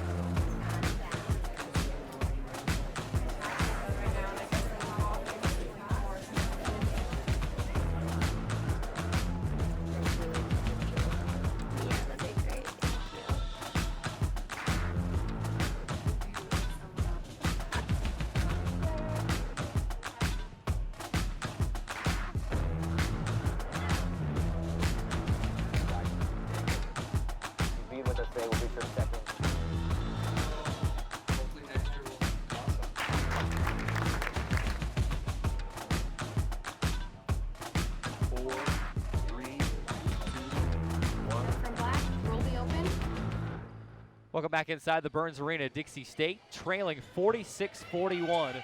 And here's the first possession of the fourth quarter. Stevenson angling right, kicks it to Franks, catch and shoot 3, left wing, bang! And Allie Franks has really heated up in the late stages of the third and early into the fourth. She's got 12. And Dixie State within 2. The Trailblazers have needed it now within 2 after the 3-pointer. Need to be better on this end defensively. Stefik to Hidalgo, right wing 3, and it's good to answer. And Hard Rockers just not missing right now. They shot 62% from the field and 4 of 6 from 3 in that third quarter alone. You got to play better defensively and make them tough shots. A team that shoots just 33% from the field from the 3 as a team. Allie Franks is blocked. And here come the Hard Rockers, 49-44, South Dakota Mines lead with 8:54 remaining. Hidalgo, another 3 straight away, too strong, and is knocked out of bounds by London Pavlika. Probably lucky she didn't get called for the foul, bumping into the back of Anna Haugen. Yeah, at this stage of the game, you gotta close out hard on every shooter because shooting is contagious, and if you get one, you might be able to get 2 or 3 and string them together like we saw Sammy Stefik do in the third quarter. Right now, throughout the percentages of team field goal percentage or team 3-point percentage, you got to put a hand on every single shooter, regardless of where it's at. They're going to put 20 seconds on the shot clock because it came off of a missed 3. Essentially an offensive rebound for the Hard Rockers. Inbound is Stefik. Hard Rockers with it, top of the key, Hidalgo. Doesn't take the 3, instead drives inside. The runner, no. Rebound to Ali Franks, leaves for Pavlica. Good defense there by Chesney Stevens to contest that shot. Pavlica to Maddie Loftus. Over to Franks. Franks to Pavlica, left wing. Pavlica, they give her space. She'll finally take the 3 and make the 3. She says, thank you very much. If you're going to give me the space, I will make you pay. And London Pavlica with 11. Just a 14% three-point shooter on the season, but if she give her enough space, like you mentioned, she can make you pay. 49-47, Dixie State within 2. Inside, Hidalgo blocked by Stevens. And here come the Trailblazers. Can tie or take the lead on this possession. Pavlica behind the back dribble, whips to Stevenson. To the right side, Pavlica driving inside, gets to the bucket, off the window and in. And London Pavlica with 13 points for the Trailblazers off the bench. And that is a season high mark for Pavlica. And we are tied at 49 with 7:20 remaining. And another missed shot for South Dakota Mines and a block for the Trailblazers. And here come the Trailblazers. Stevenson for 3, right wing. She cans the 3. And just like that, Dixie State a 52-49 lead. Basketball is a game of runs, and Dixie State is on one right now. The Trailblazers a 52-49 lead with 7:06 remaining in the fourth quarter. Timeout called by South Dakota Mines. 60-second timeout and back on the Trailblazer Basketball Network.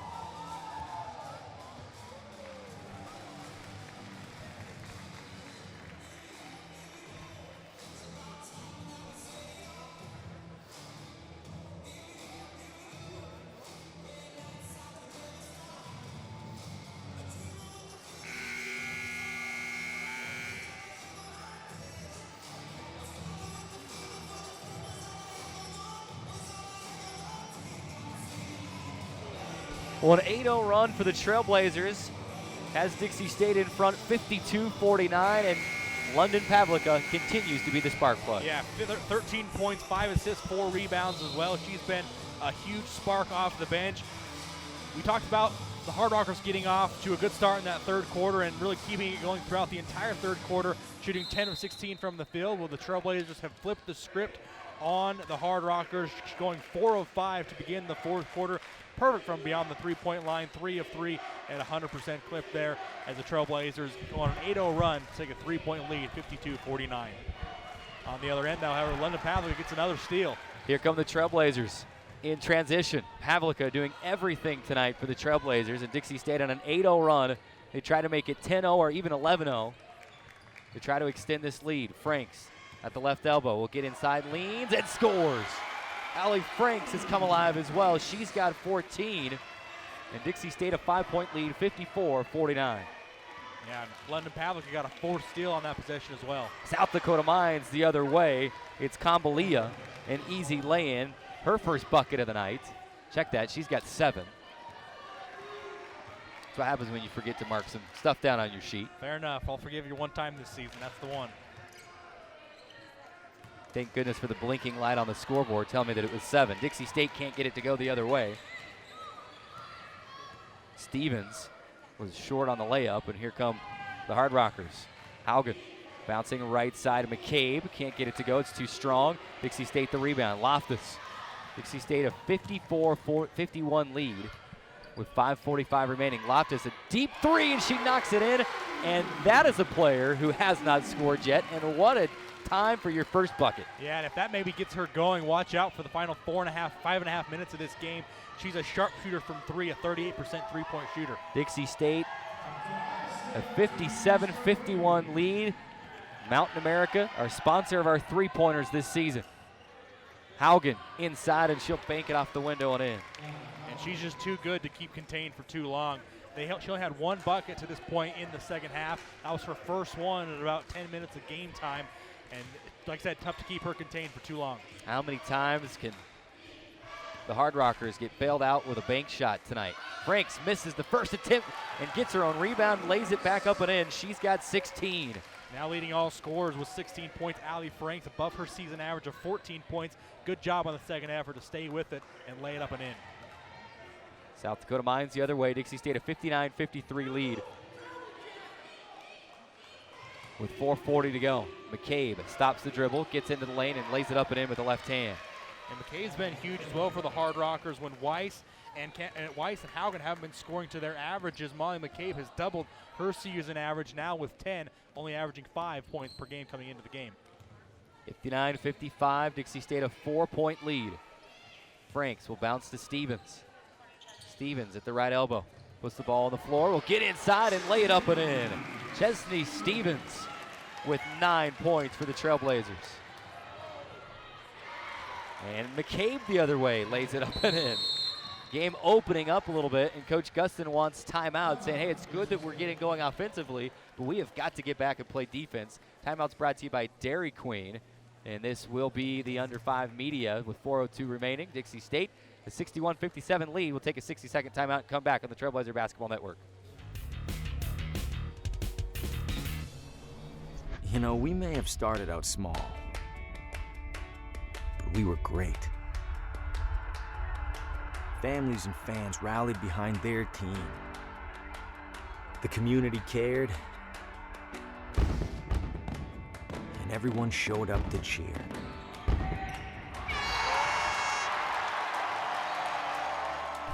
Now, we're bigger than ever. Dixie State is going to Division I. Here we go in transition, and he throws it down with one hand. But at the end of the day, it's the community and fans that make us great. Whether you give $5 or $1,000, every dollar, every seat in the stands, every one of you can help blaze our trail to Division I athletics. Because this is our team.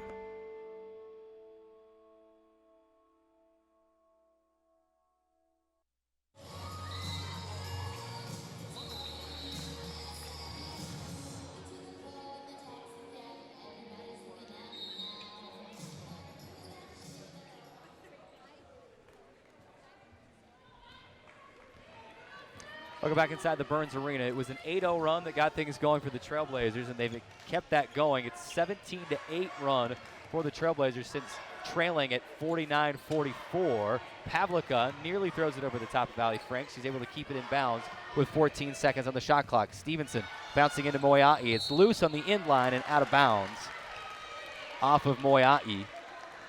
With 3:40 remaining, Dixie State a 4-point lead, 61-57. A good idea by Stevenson, but just tried to force that one into Moiai, who had it tapped away and wasn't able to recover. McCabe driving inside. She'll lay it up and in. A good find from Ryan Weiss. And McCabe with 14 points to go along with 14 from Sammy Stefik as well. Pavlika gets inside and missed the layup. Was on the run, so her momentum carried her past the bucket a little bit. And now the Hard Rockers can tie or take the lead on this possession with 3 minutes remaining. In a 61-52 game. McCabe lobbing into Johnstone. Her shot is blocked. No, they're going to call a foul on Allie Franks.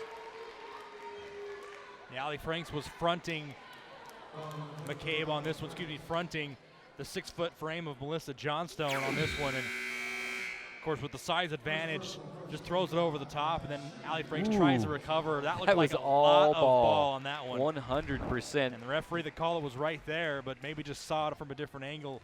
But that one from our angle looked like it was all ball on that replay. Johnstone first free throw is up and in. It's almost instinctual at times, and you can't blame him. It's you have to make a call in a split second, and you're taught that when the arms come down, that's most of the time you're going to see the foul.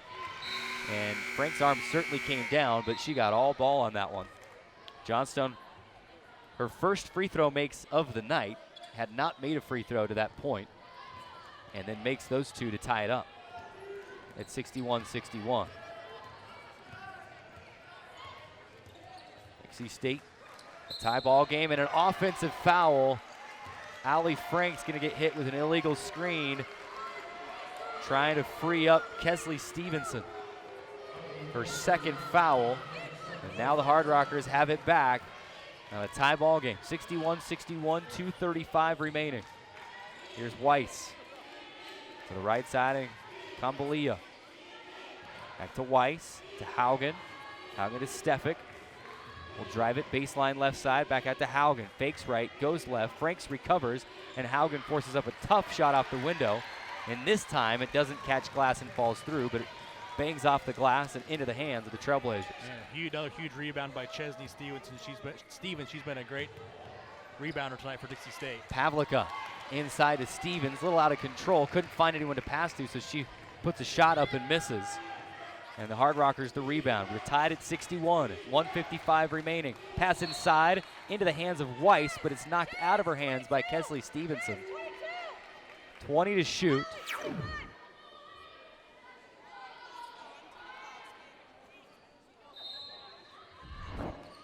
$1:53 remaining. 19 to shoot for the Hard Rockers. Here's Haugen. Kambalia will bounce inside McCabe, and a whistle, and it's a bucket and a foul. Franks will pick up another foul, her third, and McCabe has come alive late in this one as well. She's got 16, can make it 17, and a 2-point South Dakota Mines lead at 63-61, and 1:46 to play. Free throw is too strong, and Stevens will chase the rebound down. And we've got a foul called against McCabe. South Dakota Mines doesn't like it, but it's absolutely the right call. And it's a miscommunication on the rebound. Everyone boxing out, no one to get the rebound for Dixie State. And then McCabe banging into the back of Stevens. And that's why she lost it out of bounds. Well, you did a good job of boxing out. That's what you're taught to do. Yeah, that's what you're taught to do. Ideally, somebody's got to grab the ball bounce like that, but you got to have someone to go grab it after you box out like that. 63-61, Dixie State trailing by 2. Franks has it stripped out of her hands, comes back with it. Loftus right wing three, too strong. Rebound to McCabe, and a foul called against Dixie State, and that will be the 4th foul of the quarter. So free throws the rest of the way as Pavlica picks up the foul. And Dixie State desperately needs a stop here. Just one foul called against South Dakota Mines here in the 4th. McCabe to Weiss, right wing. Weiss. Kambalia, 13 to shoot. Tip taken away by Pavlica. Pavlica is fouled on the way back up the floor. And a slow whistle on that one. You thought there's no way they're not going to call a foul on that. But the whistle does ring out as Kambalia reaches across and fouls. Kind of holds the hands out like what's going on, but that's really the hand caught in the cookie jar look. 1:08 remaining. Dixie State trailing by 2, 63-61. Kesley Stevenson will inbound right at half court. And inbound to London Pavlica. 1:05 remaining. Dixie State trailing by 2. Pavlica to the left elbow, trying to find Stevens inside, and it's tapped out of bounds by the Hard Rockers, and Dixie State will maintain the possession. Yeah, and I think Pavlica just needed to wait one beat, one dribble maybe farther to get Stevens underneath the basket.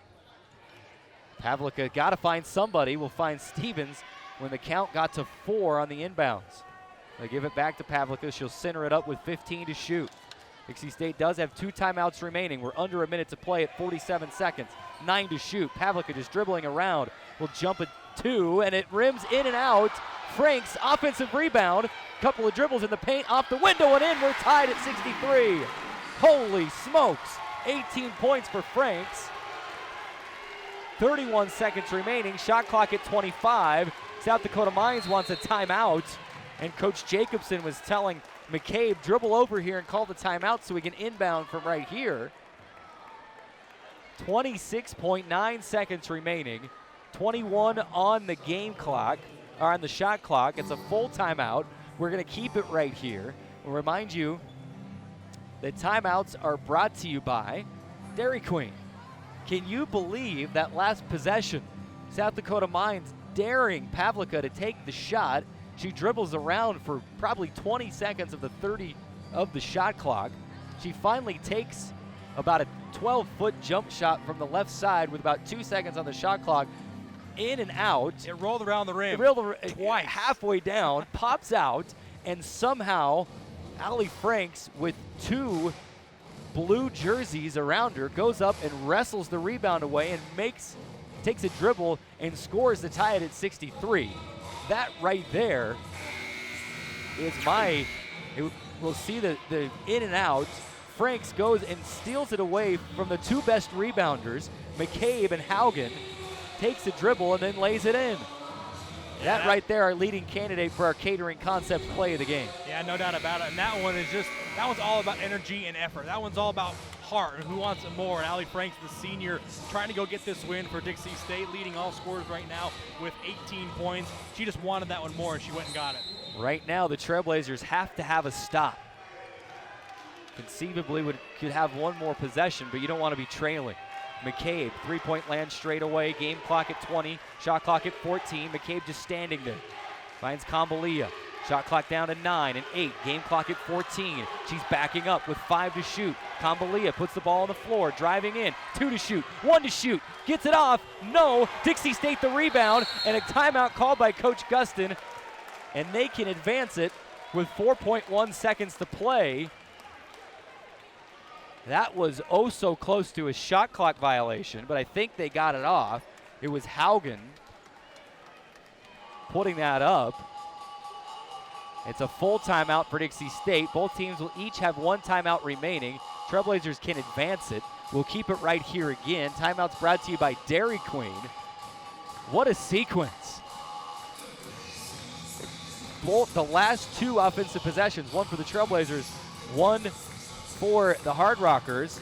The teams have picked a player that you're okay with having the ball in their hands, and that player has kind of just stalled out. And it worked on one end. It didn't on the other. And on this last possession, I think the obvious choice is you got to get the ball in the hands of either Allie Franks would be the first choice. She's played tremendous in the second half, but the other candidate would be London Pavlica, who can create off the dribble and is so explosive that she could get to the rim if she wanted to. It'll be Kesley Stevenson to inbound. You got to remind me to say Stevens and Stevenson. Hey, I underlined it on your paper. Here we go. 4.1 seconds remaining. Stevenson will bounce to Allie Franks, driving left, inside, off the window. No, we're going overtime. For the first time this season, a good look from Allie Franks. For just a moment, I thought she may get an offensive foul called on her, but I think it was just the move that put her defender to the ground. That one was high off the window, but would not quite stay in. We take another look at it here. Just a little too much on it. And Allie Franks nearly had a buzzer beater, but we go to overtime. 63-63. We'll take a 30-second timeout and come back on the Trailblazer Basketball Network.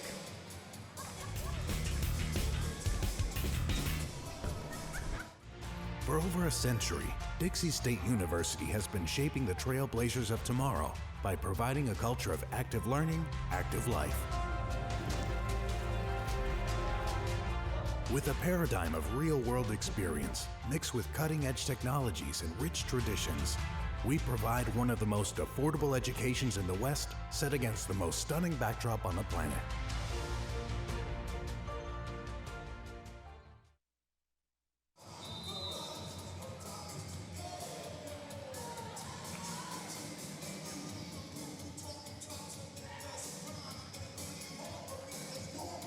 63-63. We are set for overtime, and I'm telling you what, I don't know if we've still got it right there.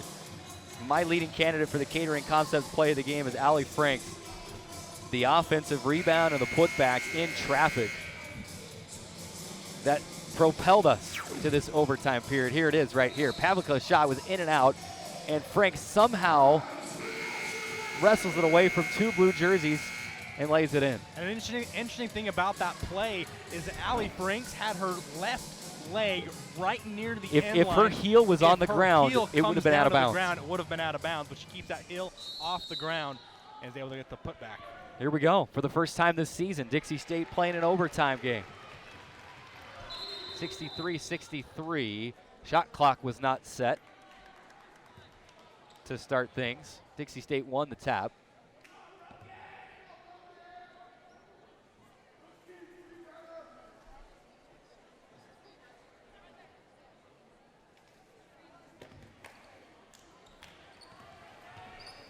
Dixie State 1-3 all time in overtime games since Coach Gustin took over 4 years ago.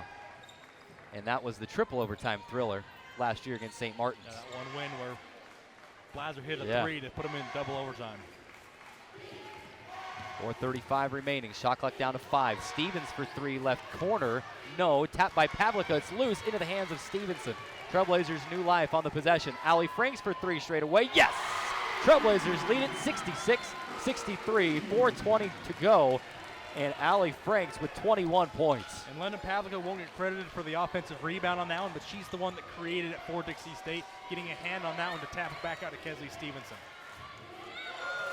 McCabe to answer. Shot is blocked by Allie Franks and out of bounds. With 14 seconds remaining on the shot clock and 4:06 remaining on the game clock. You see, here's the replay of the block as Allie Franks does a good job of recovering on McCabe and knocks that one out of play. And it's got to be getting close to a 5 count. They're not going to get it. Pass goes to Weiss. 3-point land straight away. 66-63. Trailblazers on top. 4 minutes remaining. Weiss driving inside off the side of the backboard and bailed out with a foul. And it will be Chesney Stevens.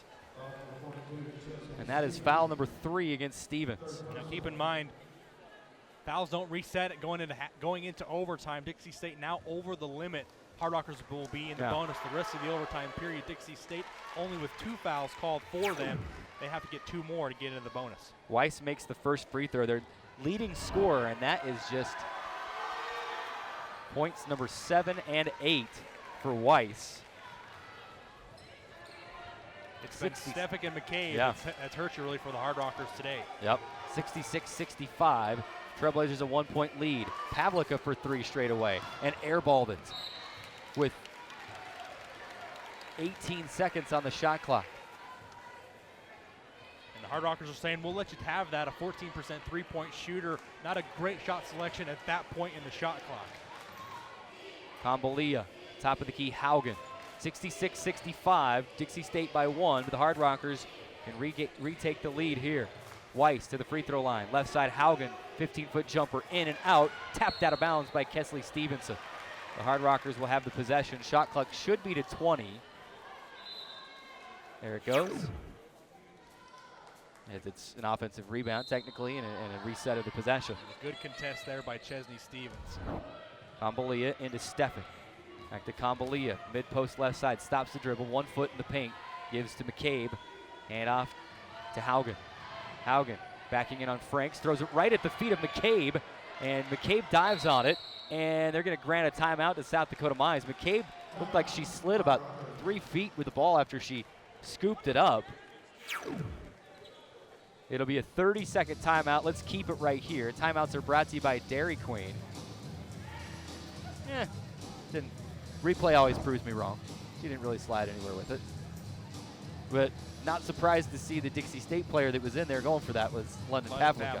Yep, she's the one that always does the dirty work, and she's having a tremendous game. And she's kept Dixie State in this with her play on both ends of the floor. Obviously, she's got a bunch of rebounds. She's got 6 steals to her credit. Of course, the 13 points off the bench leads all bench players in this game. Mentioned earlier, 6 assists as well. and 4 rebounds to go with the 13 points and 5 steals. 6 seconds on the shot clock out of the timeout with 3:11 to play. Here's Kambalia with 4 to shoot, driving inside, reverse from left to right, and she lays it in. Kambalia with 9 points. And South Dakota Mines lead, 67-66. Loftus drives inside, kicks to Pavlika. Left corners, 15 to shoot.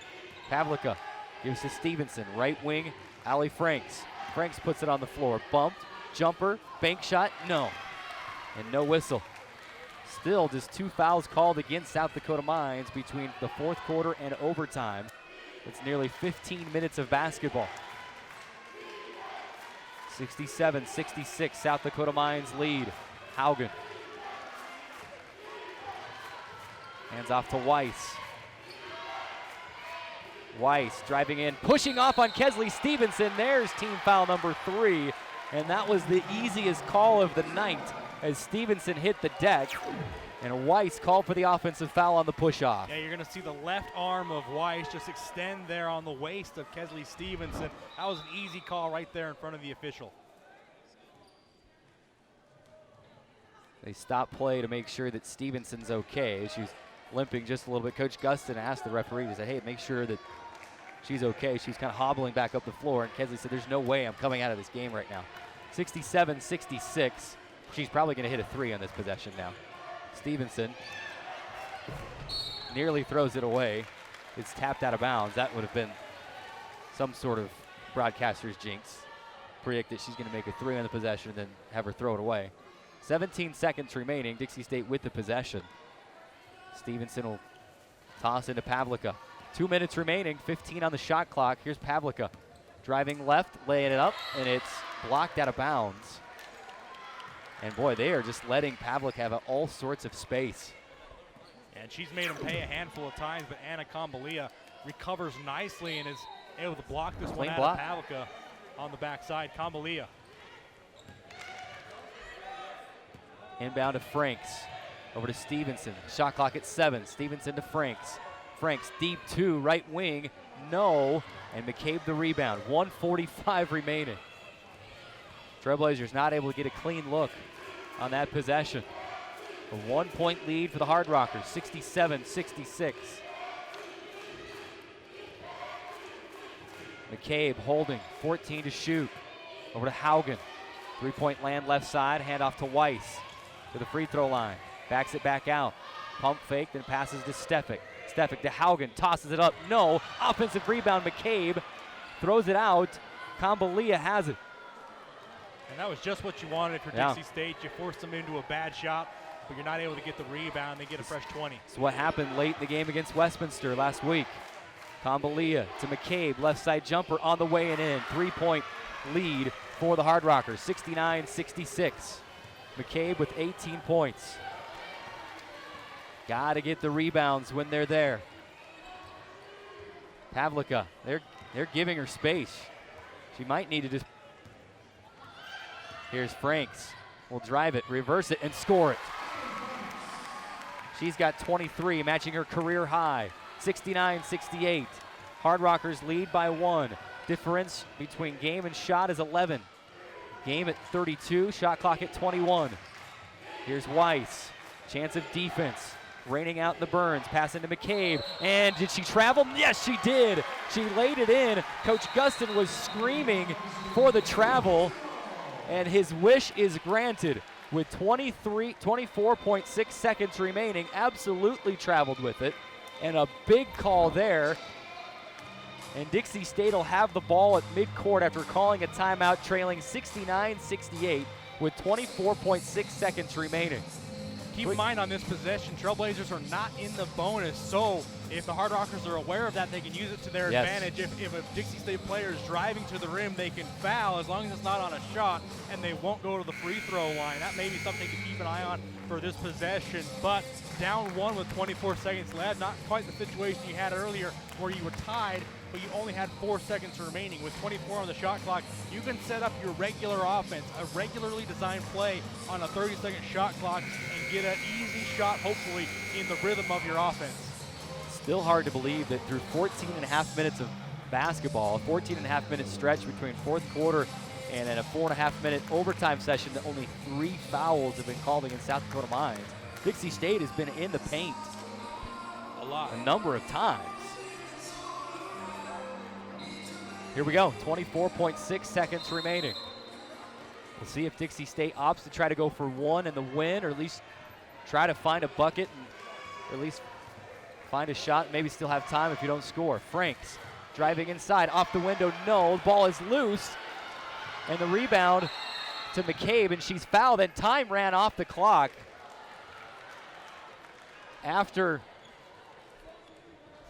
the foul.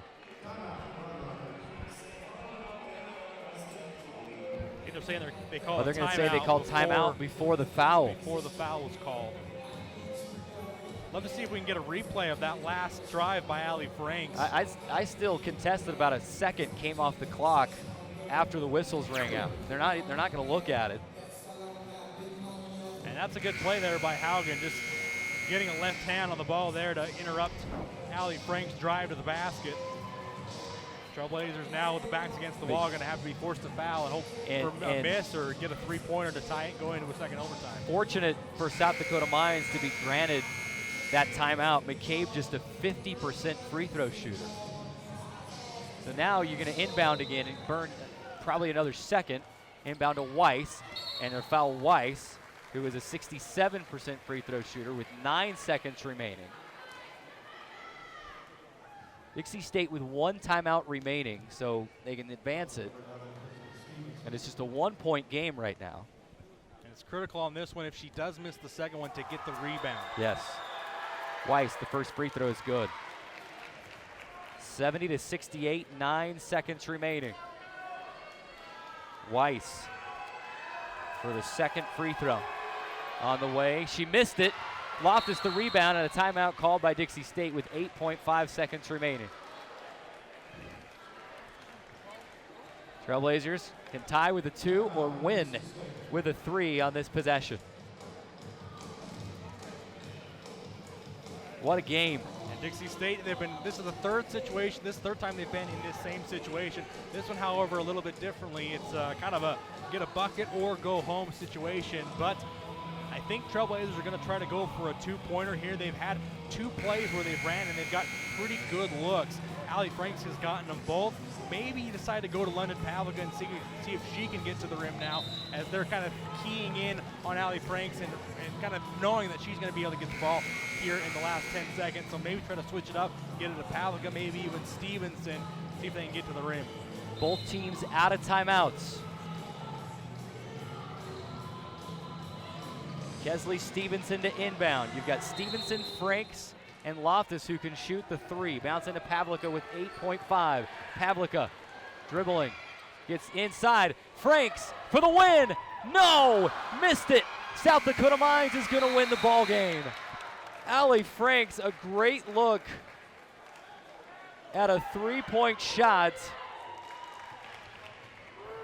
and it rimmed out. And Dixie State has lost consecutive games for the first time this season. Wow, you couldn't ask for a better look than that, and it was on target. Just a little bit strong off the back iron. Trailblazers falling in this one, 70-68 in overtime. And these are the kind of games that hurt late in the year. At home, not being able to scrap out the win. And the Trailblazers fall to 5-3 overall, and 0-2 in RMAC play with a tough game against Black Hill State tomorrow night. And the men's game will have a quick turnaround here. So let's just keep it right here for a very quick Guru Sports Grill post-game report. We'll just take a couple of minutes here, Drayson, and break this thing down without even taking a break. And Dixie State falling 70-68.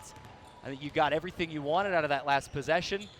You had Pavlica drive inside. It sucked everyone off of Franks, and she was able to get the 3-point shot off, and there's not really much bad you can say about that look. Just would not stay down.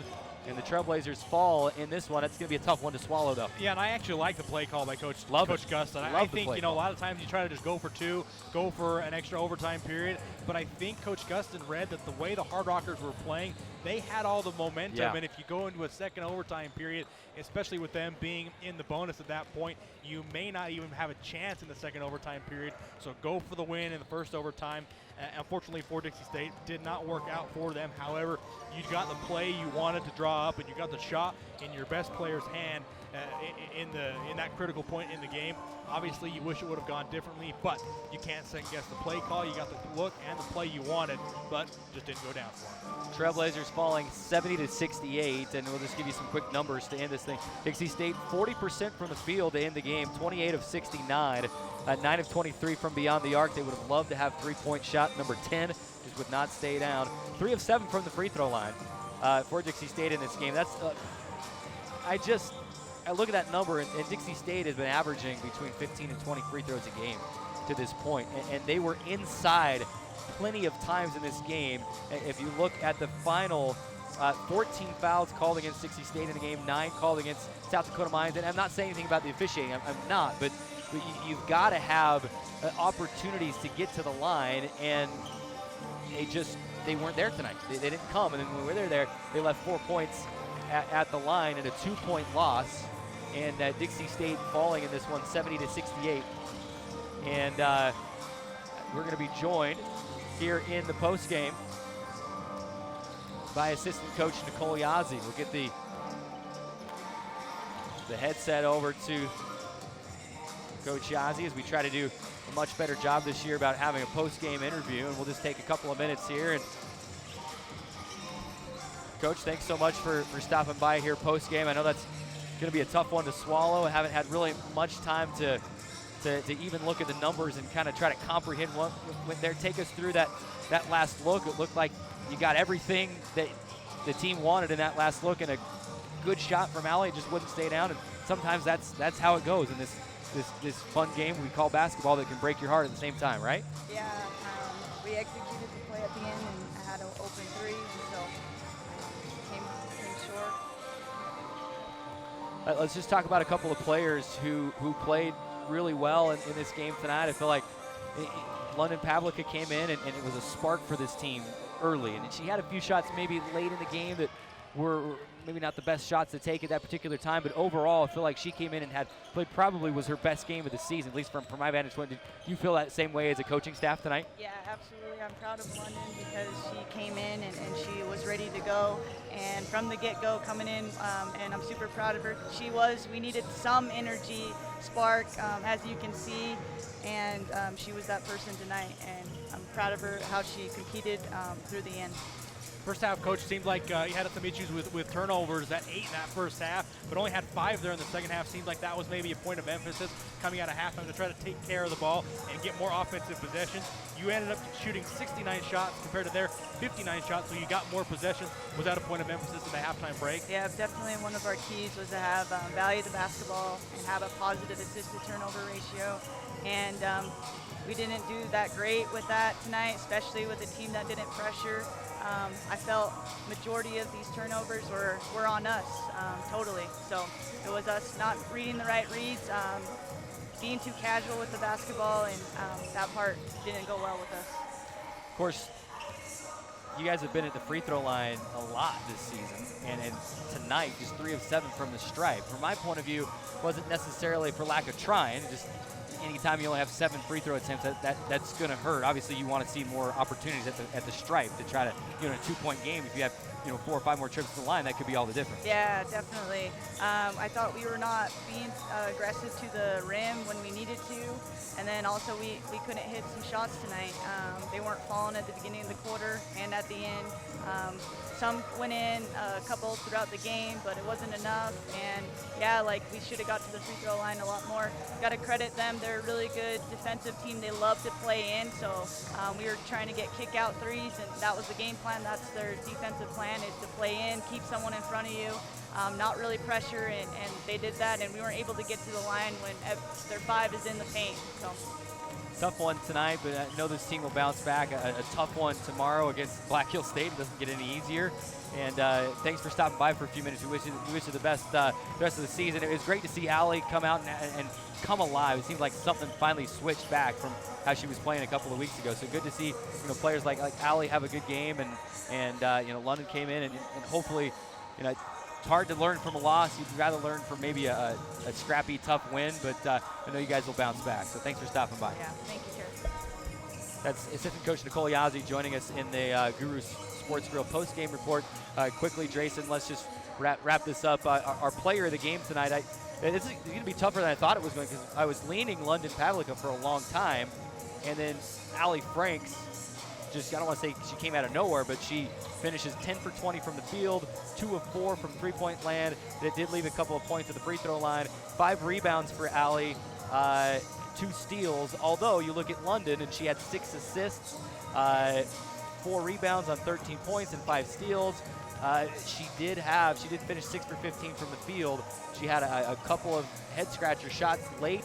It's a tough one. I'm going to go ahead and let you make the call tonight on our SkyWest Airlines player of the game. Well, obviously, Allie Franks only had 3 points at halftime, so for her to come alive in that second half and get up to 23 points and ties a season high for her, I thought that was really critical. She had 13 at the end of the third quarter, so she had 10 in the third quarter, 10 in the fourth quarter and overtime as well. And, I think I'm going to give it to Allie Franks. Yeah. Obviously, you could give it to London Pavlica, and I think she's maybe the highest honorable mention that we've ever had as far as a player of the game, because she just came in and provided a huge spark. She filled up the stat sheet once again, as we're going to see a few second half highlights here as well. But Allie Franks was really the reason they were in that game, especially late in the second half, and in that fourth quarter and overtime. She came alive, she got hot, and she was able to keep them in it despite not being able to finish that last shot. And last but not least, Catering Concepts play of the game, and it's got to be, for me, as you take that was probably a look at Allie's last 3 there, but for me, it's Allie Franks' offensive rebound and the putback to even send this game to overtime. Without that play, we're not even talking about having a potential game-winning shot from the top of the key. So for me, that's our Catering Concepts play of the game tonight, and a tough one. It's always tough to lose games like this, especially at home. You've got to protect home court, but Dixie State will have to dig deep. If you can at least come away with a split this weekend, I think you can say this now that the game's over. I think that a lot of people on paper probably thought that this would be the easier of the 2 games this weekend. Now you've got to turn around and you've got to find a way to win tomorrow if you want to continue to keep pace in the RMAC conference and try to be in the top 6 and have a chance at that RMAC tournament, or the top 8 in the RMAC tournament later in the season. And plenty of time, they'll bounce back, but this one will hurt much more than last week's loss will hurt. Yeah, absolutely. And I think one thing as a player, if you have a tough, heartbreaking loss like this, I think sometimes the best thing for you is to get right back out there as soon as possible. And they have that opportunity tomorrow night against Black Hill State. You have a good opportunity. There's a quick turnaround to get this bad taste out of your mouth and hopefully recover against a good team at home against Black Hill State. Thanks so much for listening and watching the women's game tonight. 70-68 final in overtime. A tough one, but this team will bounce back. Too strong not to. The Trailblazers will take on Black Hill State tomorrow night at 5:30. Drayson and I will be back on the call for that one. Thanks so much for listening. Stay with us. Mike Olson will join us, and we'll have the men's game for you here in about 10 minutes on the Trailblazers Basketball Network.